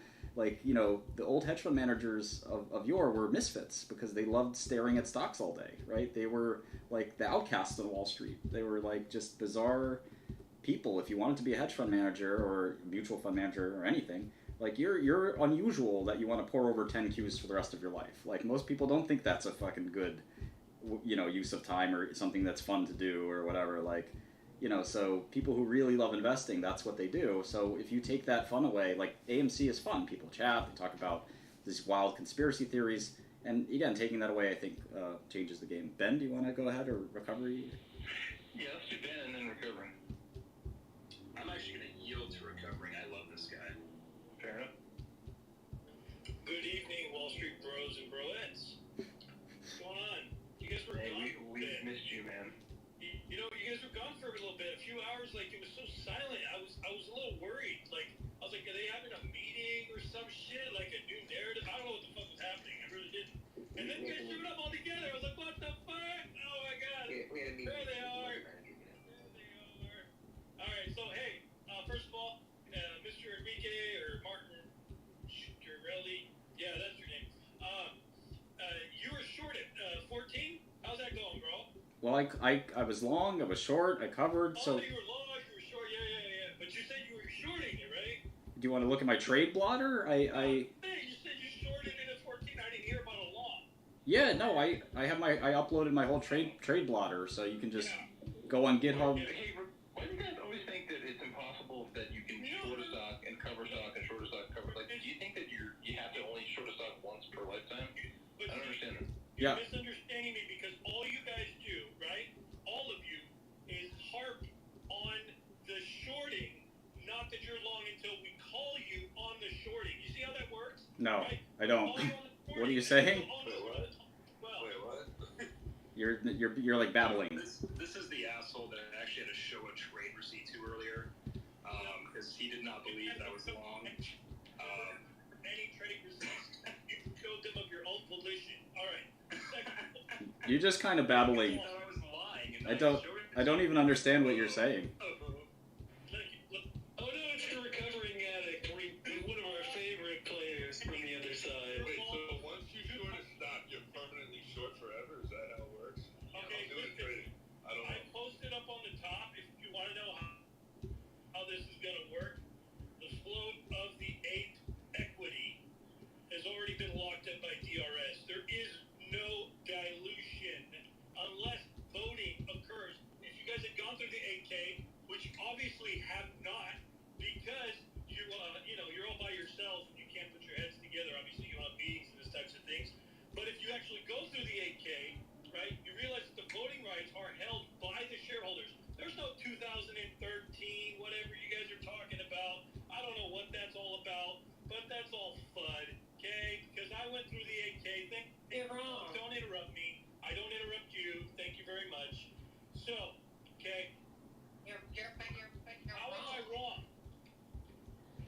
You said something that wasn't true. The shares came from 2013. They are preferred shares. They have 5 billion of them. When they release the initial 516 million of the that's all that you have control over. If they do another offering and they put more shares of APE on the market, you will not have a say in those shares. No, the APE equity, not the conversion into AMC share dilution. There is a huge difference in that. Are you gonna get rich off AMC? I'm confused. No, hey, bro, you're some What are you talking about? Random dude, bro. No, I'm saying they have 5 billion of the APE preferred equity that they have at their disposal. Billion that was issued of the 8 equity, right? So I get that you're saying 5 billion. 516 million, and they're not DRS'd.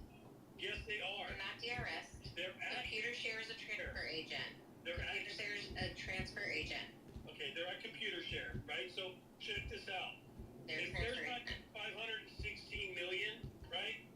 Those 8 equities will literally become failed to deliver if a new issuance of an equity. So that means that if that doesn't get delivered to the people who actually hold all the AMC shares, which you guys are saying there's no synthetics, right?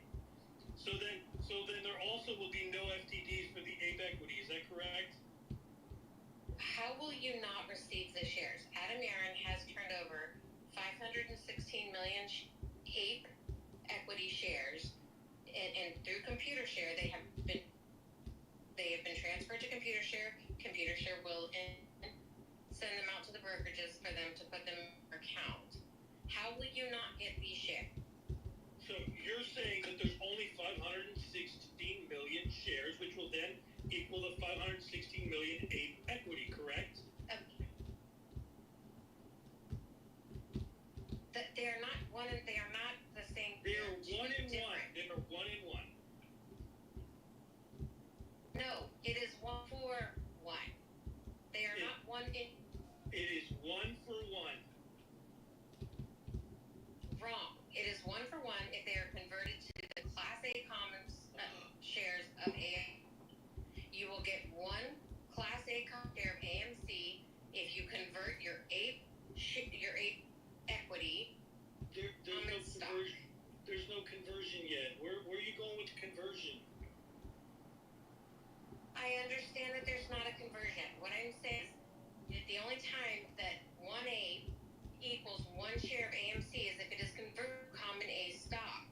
Yes, but even that is what 1 for 1 is. It's still going to be 516 million of the equity. Like, why can't we agree on that? It's been issued by me to Computer Share. Computer Share will issue it to the brokerages. So I'm sorry, what don't you understand? There's nothing that has to be delivered from shorts. Yeah, so the only thing that's going to happen is if someone is short on AMC recovering. If someone is short on AMC, they will then be short on APE if they choose not to close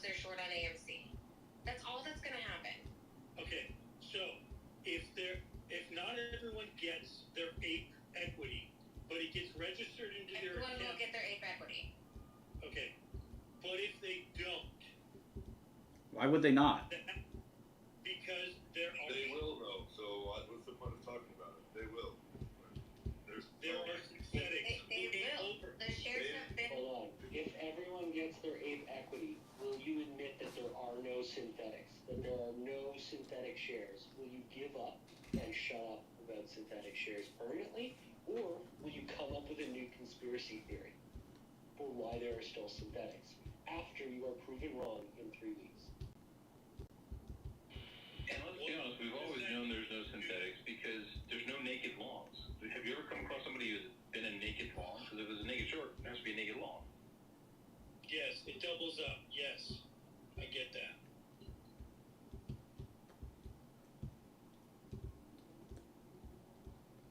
No, because look, if it turns out You're that there trying are a to bunch make of something of synthetics and nothing. people don't get their ape tokens or their ape preferred equity, I'll admit there are naked synthetics.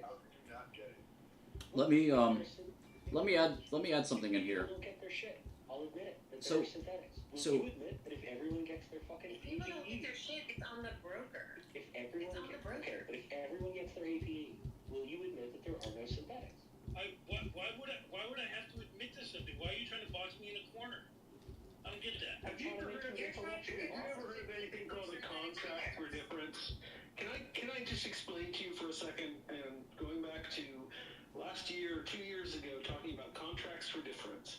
It's a very simple idea, is that instead of betting on a stock by buying or selling it, what I do is I bet, or essentially bet on where it's going to move from a certain point. And then the margin gets reset every day, and you pay a certain cost that goes every day. And that's how hedge funds work. And so... Do you work in a hedge fund? Yes, I've worked in a hedge fund for a decade. No, do you work in a hedge fund? Not right now, but I worked in a hedge fund for a decade as the controller. Is it an evil hedge fund? Yeah, well, I mean, no, it was completely... work, so I'm just curious, like, why he would drop that if he didn't actually work at one or is working at one. I love how Ben's laughing because I caught that, right? Yeah. Fuck you. Oh, you're so smart. I mean, so anyway, he's a Don't give anyway. You got a gun on your person. Be happy. You can protect yourself. Go ahead, Wentz. Yeah. Do you want to go ahead, or I had a point to make? It's up to you. I was going to say, this whole thing about synthetic shorts, just, you can't, the number of shares that are issued are the number of shares out there, plus, the potential for swap agreements in terms of CFDs. It's not really an accepted practice in the United States because it's viewed as tax dodging. You do it in other countries because you are trying to dodge taxes. So swaps, the way Bill Wayne got himself into a whole bunch of trouble was because he opened up swaps and didn't have the collateral that covered for it. Oh, so he everybody's own? I'm sorry? He did that all on his own, right? There was nobody else involved in that? No, he presented the same collateral to 4 different banks. And so the banks... Yeah, he defrauded them, yeah. They all caught up with him because he got margin called on a Friday because of the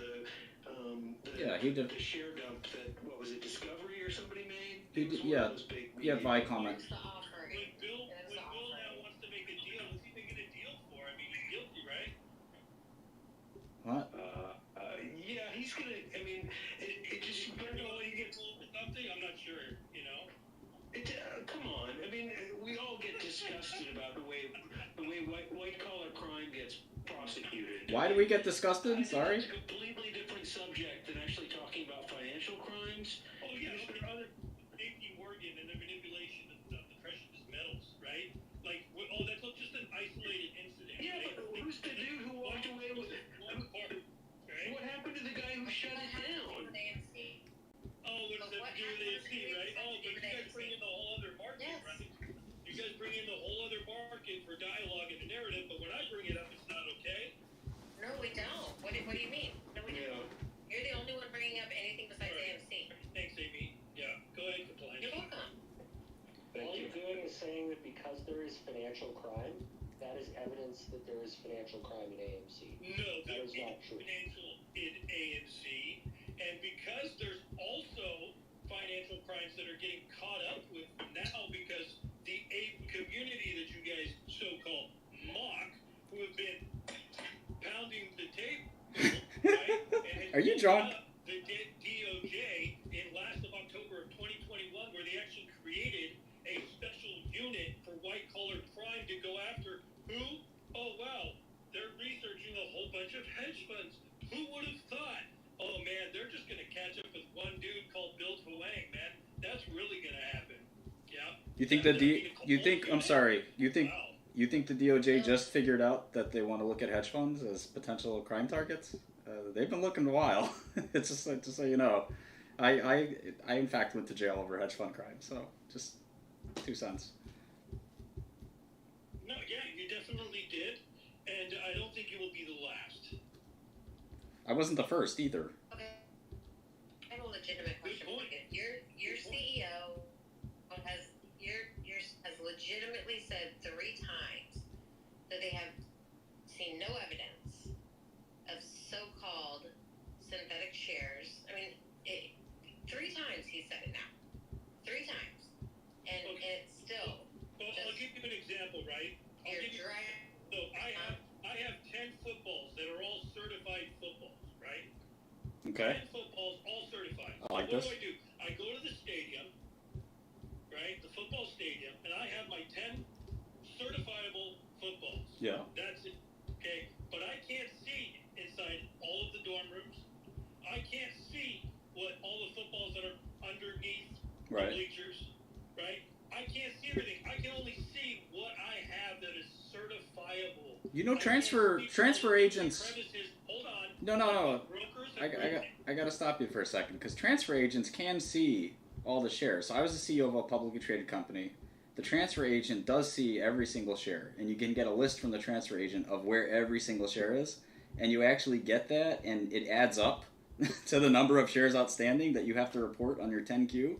So like you do know exactly how many shares are outstanding. What happens in the broker world, I get your point, it can be something else. I actually want to bring up another thing, which is, again, I was the CEO of a stock ticker called RTRX. The company's now called stock ticker TVTX.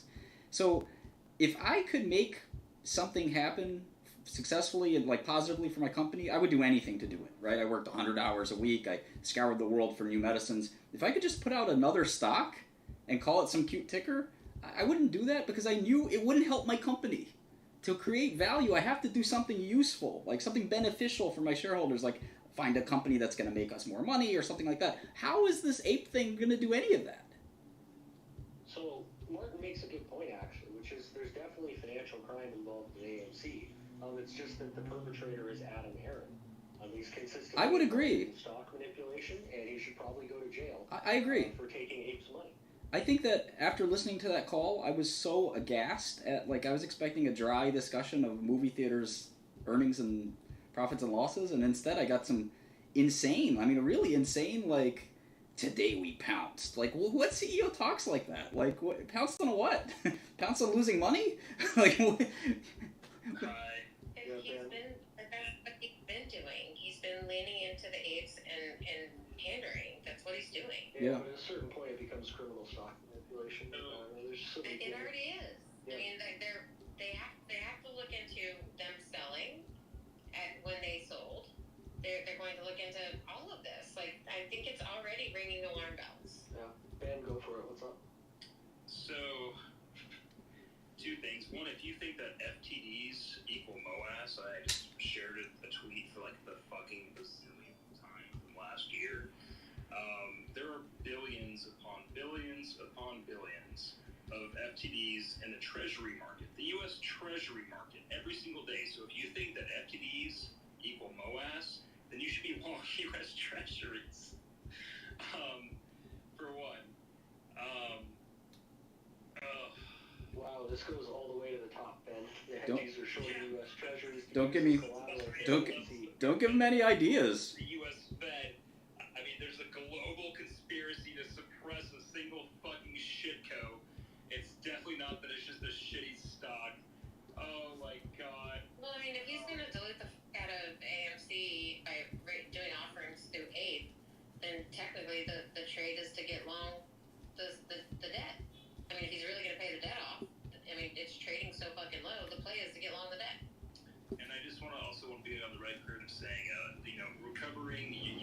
said that you were going to come to Vegas and visit me, and I will happily shoot you in your retarded fucking face. Wow, dude, relax. Whoa. Let's keep this space.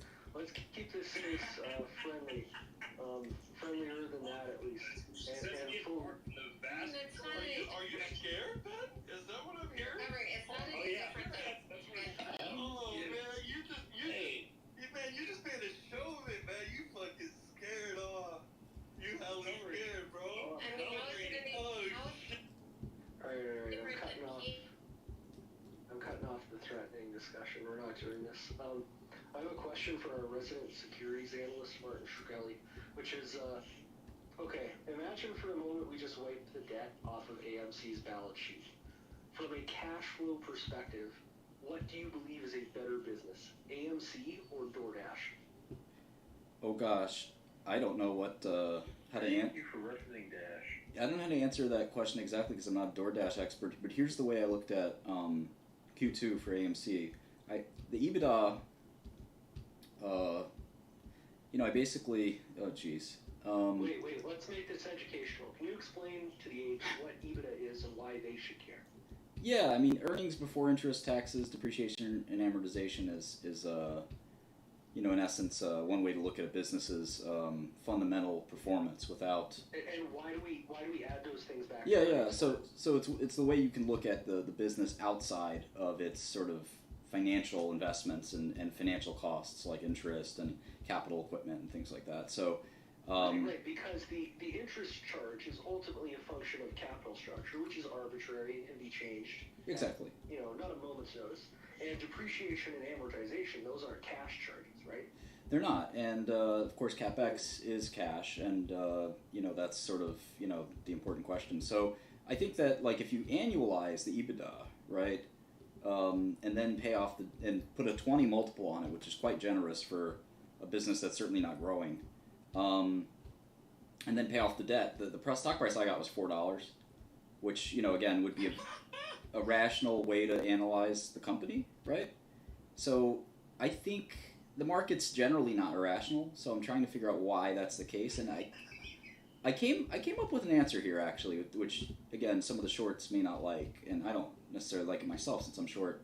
But basically, I don't think the pandemic's fully recovered, right? And if you look at the numbers. Well, then how do you explain that Paramount sidelined that girl, right, for streaming? Like, why then if the pandemic supposedly, right? I'm just saying. I guess the point I'm making is that like the numbers that I did say that we've recovered 70% of movie theater attendance from 2019. We're not at 100%, and so there's still some growth left in AMC. Not actual growth, but just return to pre-pandemic times. We're still not quite at full capacity yet. And so my worry as a short is that after the next quarter and the next quarter, those numbers keep going up and we're back to 2019, 2018 levels of movie going and movie revenue, and earnings are in the hundreds of millions. Again, even if earnings, say, are something like $200 million a year, 20 times EBITDA only gets you $4 billion, and that's just barely enough to cover the darn debt. So you need $400 million, and that gets you $8 billion, and that still only is going to give you like a stock that's half of where it's at now.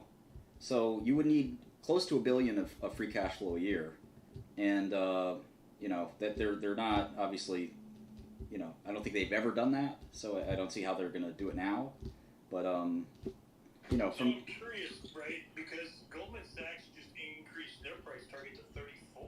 So are they doing some different math than you are, or? Probably.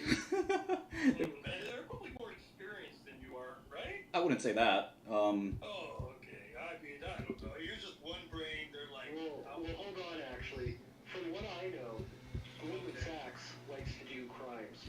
So the fact that they're bullish on AMC means that being bullish on AMC clearly has a criminal conspiracy behind it, and you're going to go to jail when the SEC investigates, along with Goldman Sachs. Theory. I see what you did there, bro. No, it's a conspiracy fact. Are you denying that Goldman Sachs is involved with financial crimes? You're fucking intelligent, dude. I love this guy. Who are you? I'm gonna follow you, bro.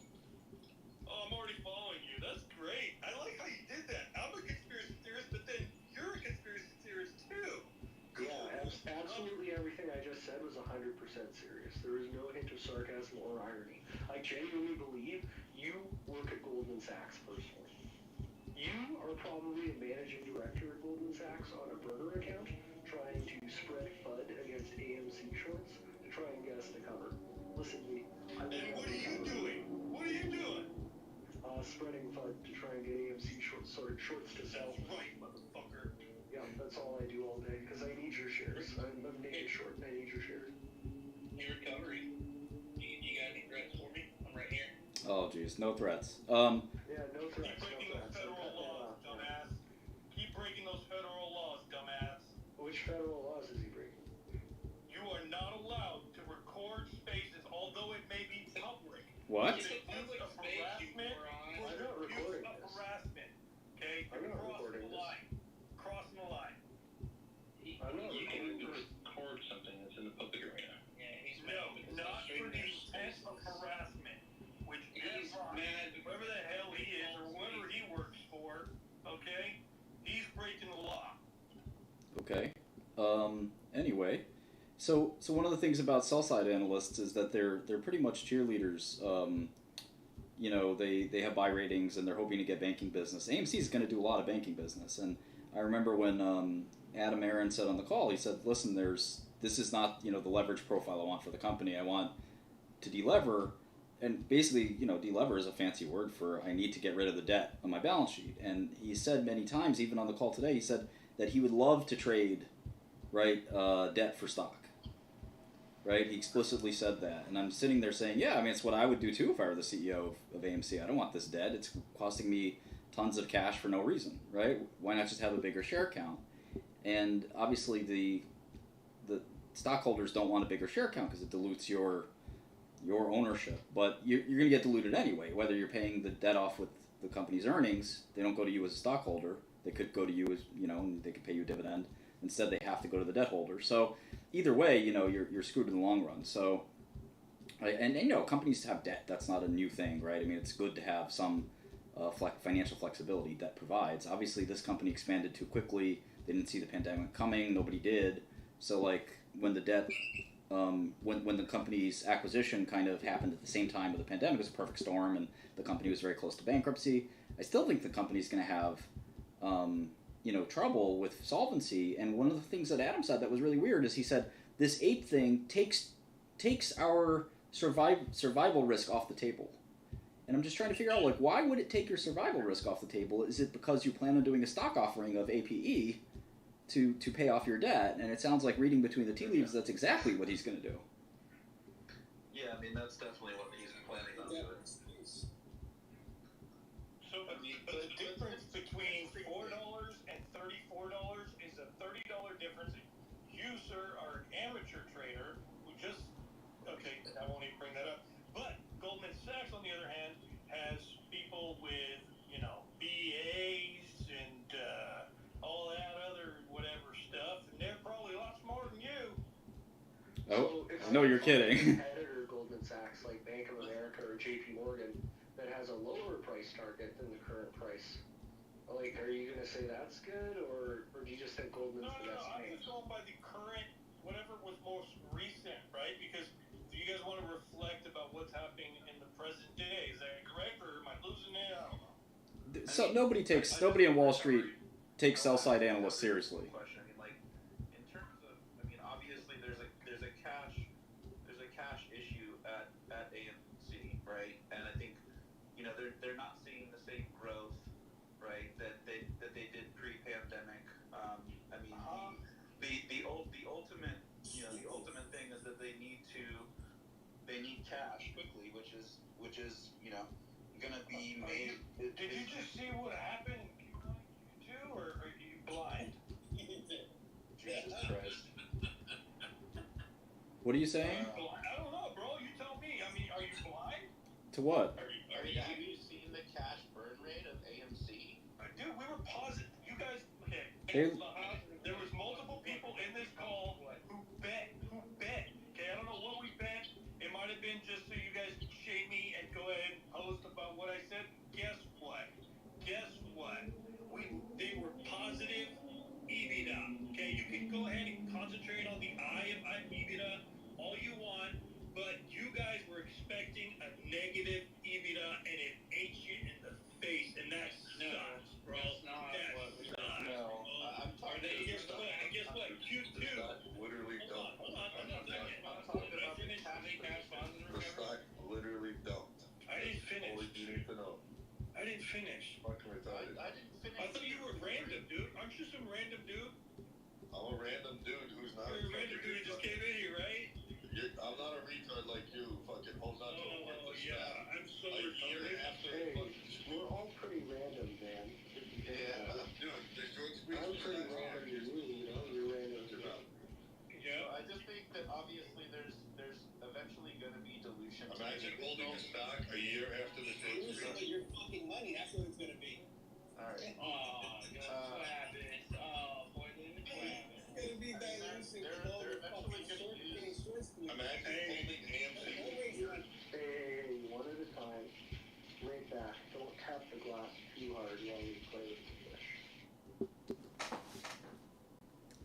My fault. I'm sorry. I was just saying. Imagine holding AMC a year after the short squeeze and thinking it's gonna happen again. Hey, imagine thinking that the short squeeze was only 25 million shorts that covered, but I'm sorry. 25 What? million You're a still fucking held on to the bag holder, position. bro. You're a bag holder. That's the bottom line. You're a bag Yeah, holder. bro. Hey, 75 million shorts still haven't covered. You're a bag holder. They said over 6 can. Are you one of them? You're a bag holder. And you have shares with a bro. fucking stock hold 8. You're a bag Hey, late. You kicking the can over there with those 75 million shorts or what, dude? Yeah, I sold my account for I know. Take on AMC. Fuck the synthetics, bro. You holding a big ass bag over there, bro. Oh, yeah. Bro, I'm so back. Yeah, I can't. Oh shit, that sucks, bro. Imagine this. Back in June 2021, when 25 million shorts cover, bro, that shit went to fucking 77. Imagine if it fucking 75 million cover, bro. Oh shit. Oh, wow. Look at this Never grandstand shit he's doing. What a clown. Yo, how big is your bag, dude? Your bag's much bigger, motherfucker. Are you done? Are you done? Wow. Hey, Yeah. Beyond all of this arguing, the reality is that anybody in retail, restaurants, regardless, the only reason that they're seeing increased income and revenue in their business is because they're increasing prices to compete with inflation. So if AMC is seeing bigger returns, they're seeing that because customers are coming back versus pandemic levels, and they're charging a higher price for the ticket. Oh yeah, because they're the only company to do that right now, right? Oh no. Oh no. Everybody does it. But the reality is, are the fundamentals there long term? Beyond this, I don't think so. What's the growth outlook? There isn't one. Hey Ryan, quick question, man. Hey Ryan, just quick question. Since I hear fundamentals. Quick question. What's the fundamental for HKD to be worth $450 billion? There isn't one. So shut the fuck up and let the stock run. What's your problem? What's your problem? You guys are done, bro. Just let it run. Hey, are you serious? That's what I was saying. What's the earnings per share on That's HKD? that's what I was saying earlier. To be honest, is I'm short AMC. I'm short. Space and I go and he just tweets over there talking like he's super smart. Didn't even single tweet about HKD, but he wants to fucking have a whole conversation about AMC. I'm short. The reason I haven't tweeted about HKD is that number one, it's very obviously just a Chinese scam. It's like super obvious money laundering. It's fucked up that the SEC let anyone get away with that, but everyone involved is going to go to jail, or at least be banned from entering the mainland U.S. for life. Furthermore, I don't see any kind of retail cult around HKD that is trying to convince people to put all their money into a bankrupt company. Basically everyone, other than the people involved in the pump and dump and the money laundering, were looking at it, laughing, and understood that it was bullshit. So I don't think anyone got suckered in. There's 2 guys on Wall Street bets I saw lose money. That's like an average Tuesday, so nothing really important to me. All I'm saying, simple as this, you can't be talking about fundamentals or synthetic, all this bullshit. Who cares? Because who cares? The market literally dictated a company to be the No, he's right. in the world. He's absolutely right. Fucking 2 pennies of earnings per share, for fuck's sake. No, he's right. You can overanalyze it, discuss it, chew it, spit it. So real quick, I think he's right, and that's why I'm pissed off, because I'm short AMC. I shorted at 17, and stock's at 22, and we need this to stop. I need this stock to go down. I'd like to go down on Monday. I can't really afford this stock to keep going up. If it goes to 25 or 30, I'm going to have some financial problems. I don't like that. And yeah, let's get some plan here to make sure this stock goes down immediately. Yeah, but you do realize we had 100 million fucking contracts, right? I mean, come on, dude. No, 100,000 really, contracts. That's how many shares? You know that's recovery. All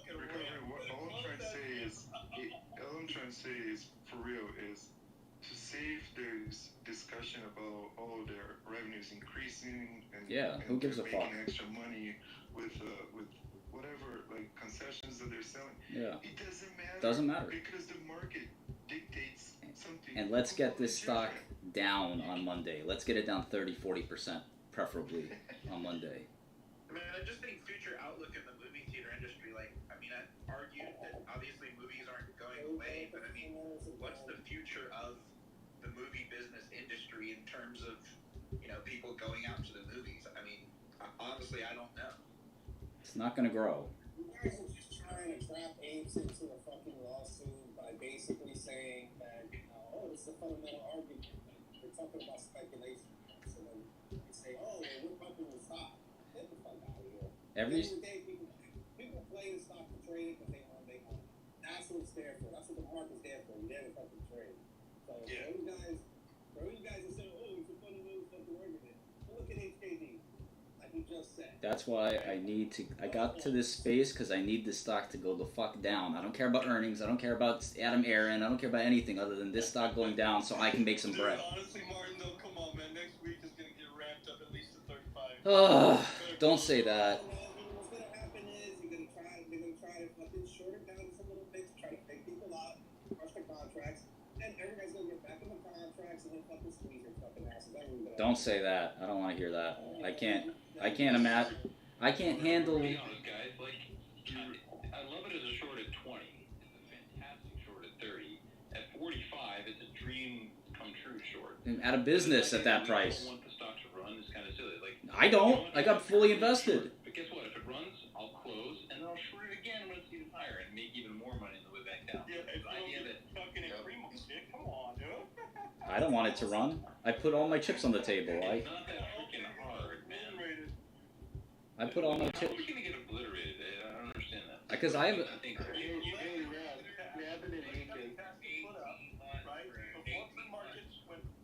Sorry, Nab and Enrique, could you guys do some speaker rotation? Because the list is bugged for me. I can't see. Like, no offense, but Pat Rock, Brendan, you guys haven't talked in a while, so maybe swap them out for some apes or something. Yeah, nothing. I'll bring you guys back up when you guys have a chance to talk, or when you have something to say, but I'm gonna do some rotation here. Yeah, just the list is bugged for me. I can't see who's asking to speak. I can't afford for this stock. Make sure you leave my slider titties up there, okay? Well, if I don't have much to say, I was just saying. Alright, have a good night, guys. Thanks for coming in. To compliance, you got some great knowledge, dude. You guys for hosting this space, and then Amy for making money on some GME call spreads. I'm out. I can't afford for this stock to go up anymore. I've got a 20% short position. If it goes up to 30, I don't know how I'm going to meet that margin call actually. So you're gonna have to DJ like 3 times a week. I already went to jail once. I'm not trying to go back. Yeah, there's 2 things. You can either feed that account and make sure you make margin, or you can liquidate it. I mean, it's not that hard. I just don't. I don't want to do either one of those things. I need this stock to drop. I hear you, man. It's a hard knock. Sarcasm is lost on most of the crowd. I'm not being fucking. I need this stock to drop. I don't need this stock to keep going up. It had a bad quarter, so I went in and I expected it to go down. And I went to a couple meetings and I fucking came home and it was at 22. Why? The seriousness of what's going Hey, motherfuckers, what's up? Hey, how does it feel, bro, that you're gonna have to buy back 108 share AMC to cover your shit? How's that feel? Not good. Not good. Not fucking good. Come on, dummy, tell me something smart. I do feel like a dummy. Me too, Enrique. I think you and I are probably the biggest two dumpsters here, and Keith, you are the mountain of intellectual horsepower that we can't ever hope to overcome. I mean, that's right. You can't overcome me, bro, because I'm the motherfucking smarter than your mama, your daddy, all you dumb motherfuckers put together. That's very true. I'm still here. I'm the number one golden forest. I'm the one you attack every day, little with your little pet rock. Why don't you get a real fucking toy? Get a real fucking toy to play with, dumbass. Hey, Keith, can you pronounce so Keith the word Nebbiolo? Hey, do you know what 1 share of AMC and 1 share of Ape and iLadies is? Do you know what it is? I don't know. iLadies nuts on your fucking forehead. Hey, you bitch. See you later, dumbass. So Travis, what I want to ask you is why you can't learn to be respectful like Keith is. You know, Keith comes up in here, a fine, upstanding young gentleman, and he's nothing but polite. But you only cause trouble, Travis. Why is that? Why can't you be more like Keith? He's so nice. We all love him. You don't deserve any respect. Wow, that's way worse than anything Keith said. I couldn't get Keith to pronounce Nebbiolo. I'm gonna have to agree with that because you guys are on the other side. We're obviously on the opposite end, but you guys refuse to say that you're on the other side, right? Like, I just don't understand that. Like, I'm short. Just sit there and distort. But I do say that. I'm short. I'm short. I'm short. I lost $5 grand for nothing. Like, I might be the only person here who is, but I'm short because I think, frankly, it's going to crater next week because I think this little run is done. Do you want me to go screenshot my whole portfolio right now and tweet it? I'll do that to prove I'm not short AMC. You guys are saying that you're fascinated by the apes. You know, we're fascinated by this cult and bullshit. Yeah, I am. Dude, you guys don't have that much free time. I don't. I do. I got another short here. Go see a movie. Yeah. Entertain yourself. Go to AMC. Hey, I can't go to AMC. I live in Canada, dude. They don't have that Calgary, so. No, I'm betting on misery again. So there's plenty of us out there. Plenty of us out there doing what we are doing. Share though. Let's do. Hey Mona, do you want to speak? Yeah, I was just like listening in, but I just wanted to say, synthetic or authentic shorts. AMC is going to the moon. There's nothing you could do about it. Keeping up with the movement. You don't have to be. But stop hating and mind your neck. I love it. I love it. Thank you. That was a lovely contribution. She sounded pretty cute. Find the moon, Mona. Like, what's your price target? What would you sell at? Don't say it. Don't. My first price target would be maybe $3,000. Nice. 20% of my shares there, and maybe at $10,000, I'll trim 70% of my profits. Nice. And I'll let the rest ride because that's risk management. So, like, as a short seller, like, where do you think I should flip to long? Like, where do you think? Now. Where should I go long? 25. Yeah, we're not gonna give you financial advice. Nice try. You should always be long AMC. But I don't want to be long if it's going to crater. And my impression is it's going to crater next week. That's a minor pullback for a bigger. A minor pullback, right? Yeah. But it is pretty clear there's a dilution coming. I mean, Adam Marin didn't do this ape thing for no reason. I mean, there's a dilution coming here shortly. So it seems pretty clear to me that the next week or two it's going to crater. You mean the dilution that everyone has to vote on? Is that what you're talking about? Well, you don't get your ape shares unless he gets his dilution. I don't know if you missed that DAK. If it's unrealized, go through the AK. You can see it for yourself. I did. I went through the AK, and I saw that you don't get your. Then you've seen. Hold on. You've seen that everyone gets one issued to them if they own an AMC share, 1 for 1, and then it says specifically that if they were to dilute, they would issue a statement from the corporation to all shareholders, and then it would be voted on by the shareholders. If you want to convert your shares, but you're not getting the dilution without him getting his additional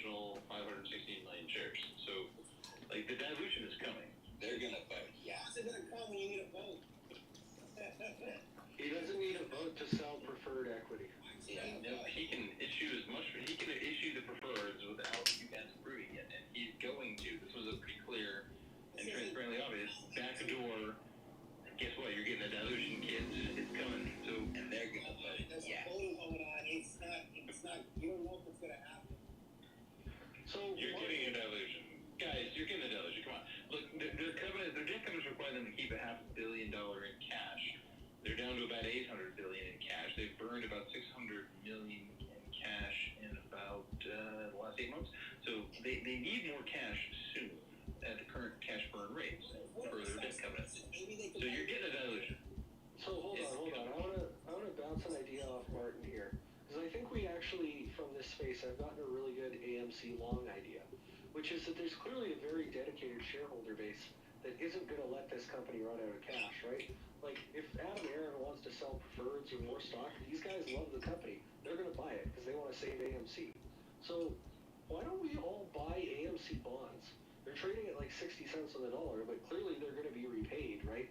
Because the shareholders will just buy more equity anytime that they need equity. That is a bargain, to man. sell back the bonds. There's not all the bonds are trading. This is actually kind of what I came up here for.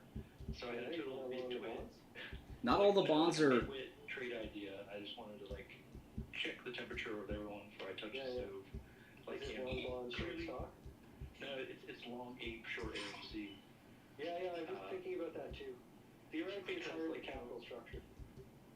Well, I'm just saying, like, folks are very, excited about the possibility that people won't be able to deliver this preferred equity, and thus, there might be a bit of a run on it. So I'm thinking like a little stack on ape, a little short on AMC. I don't know. I don't know if I'd belong the diluting instrument. Hey guys, I'm doing some rotations. Don't take it personally. That said, like Aaron promised personally, like no dilution in 2022. Right. Stay, Of AMC. Like, that's what keeps the apes in line. But he promised no dilution of AMC. He didn't say anything about ape. You guys are so triggered that this ape coin came out, and it's gonna ruin your day. Wait, it's a coin now? Yeah, that's a coin. I am pretty triggered. He meant equity. Compliance department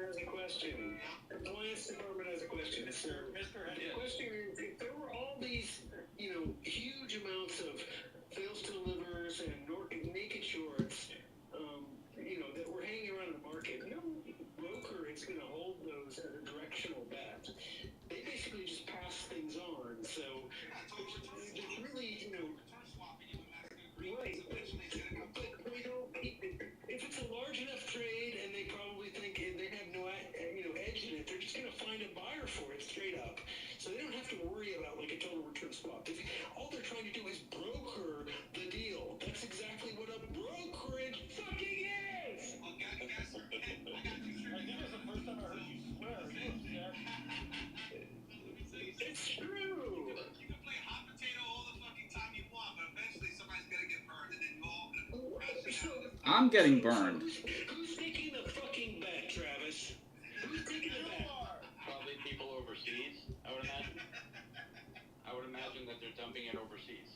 Why? Why overseas? Because you can't explain it by any normal mechanism? That sounds good. Let's talk about the Cayman Islands.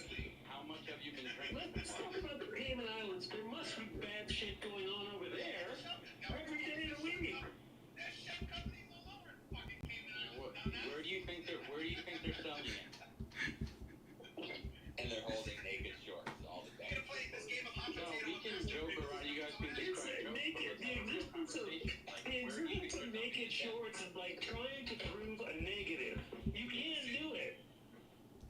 Hey, hold up. Point of order. So I can't see him in the list, but a guy named Citadel Air POS was DMing me. If someone who's hosting can see him, let him up here to talk ASAP, because he is apparently long the AMC bonds, and I want to hear from him. He's got a request speaker. I've been trying to rotate some speakers here, so. Somebody give me a definition of AMC. If not, I'm leaving. Like the movie theater I need clarity.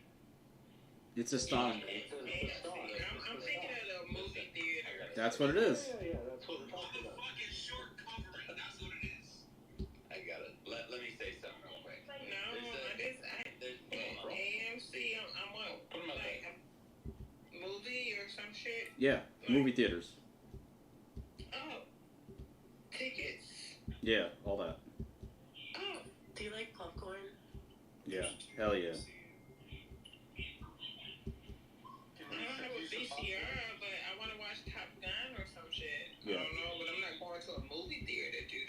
Why not? Oh, yeah. Right?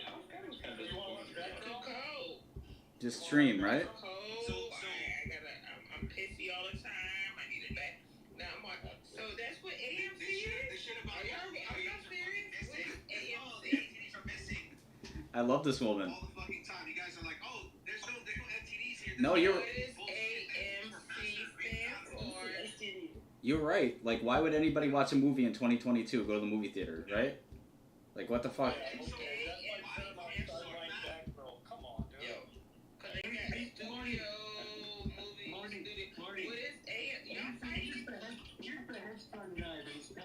Exactly what happens with an FTD. Yes, we may experience a financial war. Yes. So what happens? Yeah. So what happens with an FTD? I'm done. I'm leaving. Don't really talk about anything that's actually substantial. Alright, listen, compliance. Tell us what happens with an FTD when it's on the threshold. Uh-oh. Threshold risk. What happens, right, is that your broker, they haven't recorded the trade properly. It fails for the difference of a couple of bucks because you didn't have it. It settles the next Monday. No problem. And then in the next situation, failed to deliver.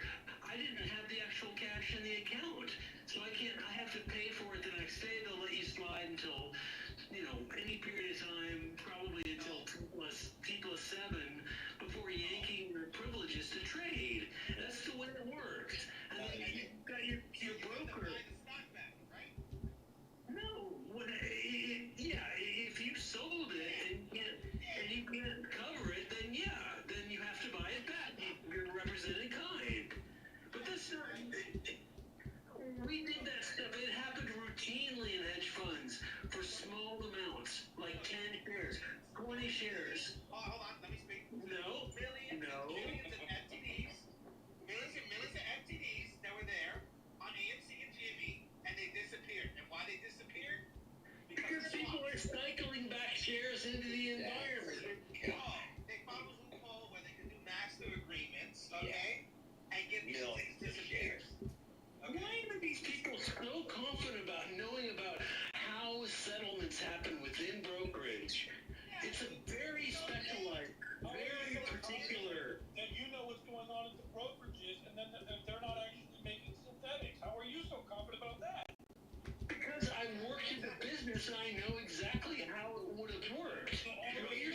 What you're saying is there are brokers that are willing to take one side of a bet with no coverage on the other, and then try to find something on the other side. Nobody's gonna fucking do that. People of virtue who came out and literally said in an interview that he fills orders regardless if they have them on the books or not. Yeah, you're using like garbage analogies, garbage quotes. No, that's not a garbage analogy. No, it's cherry pick stuff that you guys really don't understand to begin with. Oh, you're hammered, dude. No. Dude, I've actually, like I said, I've worked in the business for a long, long time. So you continue to work in the business. You said work, so now you're saying work. I'm confused. Well, I still trade my own account, don't I? Hold on, so compliance, no one ever goes naked? I'm not saying nobody, but it's very, very. If you were to do that with a prime broker such as Goldman, Morgan Stanley, JPM, or anything like that, You're lying to everybody in this room. You know that, right? No. You guys you won't even let me finish my point. If you do that, you will violate the prime brokerage agreements that you have with those entities. They will give you a warning. If you do not fix it the next time, you get fired, and then all of a sudden you can't do business with anyone on the fucking street. Yeah, but what happens when you shake hands with that guy and you're like, let this one slide? You know what I mean? Did you hear what I told you? You can't do business. We like your money. It's all right. You'll be all right. You can't do business. You can't do business. Your entire business stinks. You're fucking. Your entire business stinks. Your entire business stinks. Your entire business stinks.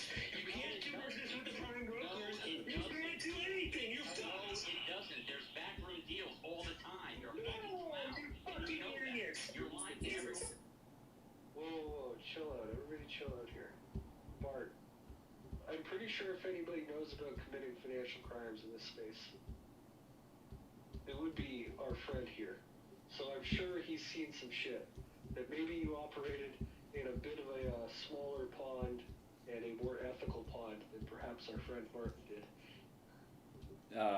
Well, Tesla? well, Where are you DJing? How about your home? How about your home on the hills over there? Can I have that too? if this stock keeps going up, I'm gonna have a lot of money to Interactive Brokers, Goldman Man, Sachs. I just want to burrow myself over there in the hills. You know what I'm saying? Wait, shit. Martin's at IB? Okay, the stock can't go up. I need that brokerage to be solvent so I can get paid. So anyway, Still there? if you naked short, I think your prime yells at you for sure. I don't think it's quite as bad as he's saying. I think it depends on your prime. So would they let you do it for a year? No. Like billions of dollars? No, God no. Someone please explain to me what Doug Seafood was talking about with all this, like, if I only have 200 certified shares, but the order's for 1,000, and we haven't found them, I'm gonna fill the order. What is that about? So market makers get to go naked long and naked short on things. Yeah, they're allowed. Provide liquidity. But that's different than the actual brokerages. Because they eventually, they do have to fucking cover and fix what's it. the settlement time on that? Or can they, I don't know, maybe swap it? The settlement time is T+2. I don't believe market makers are allowed to swap. Oh, but they very well have the power to do that, right? Do what? Do what? Swap? I don't know. I don't think they can swap out of their positions, right? Like, they're mandated to have a spread up that they are willing to buy and sell at in, every stock that they are a market maker for, right? Like, they're fucking paid to do that, and if they don't, they get fined. Oh, yeah, that's very interesting to say, because Citadel's been fined quite a many times. I'm not sure what the number is, because it's kind of... I'm sure they have. Yeah. Do you work at Citadel? Finance is full of crooks. Do you work at Citadel, bro? No way. No, I don't. It is? Sure? Are you affiliated? No, Affiliated. Yeah, whatever, dude. Call me Goldman Sachs and shit. Tried to call me out. Get the fuck out of here. What? So what was the buying pressure today? That was retail happening? That's a prime broker. Yeah, do any of you guys know what actually a prime broker is? Because we should probably put that out, Do any of you work for Invesco? We talk about the real stock, that's BBBY. Oh, your is that Algo? Do any of you work for Invesco? No, they're quiet now. They're quiet now. They're very quiet now. Hey, what about John Hampton's little blog? Why did that get taken down? I'm kind of unsure. Who is that? Who's that? Who is that? Yeah, we need to know very soon.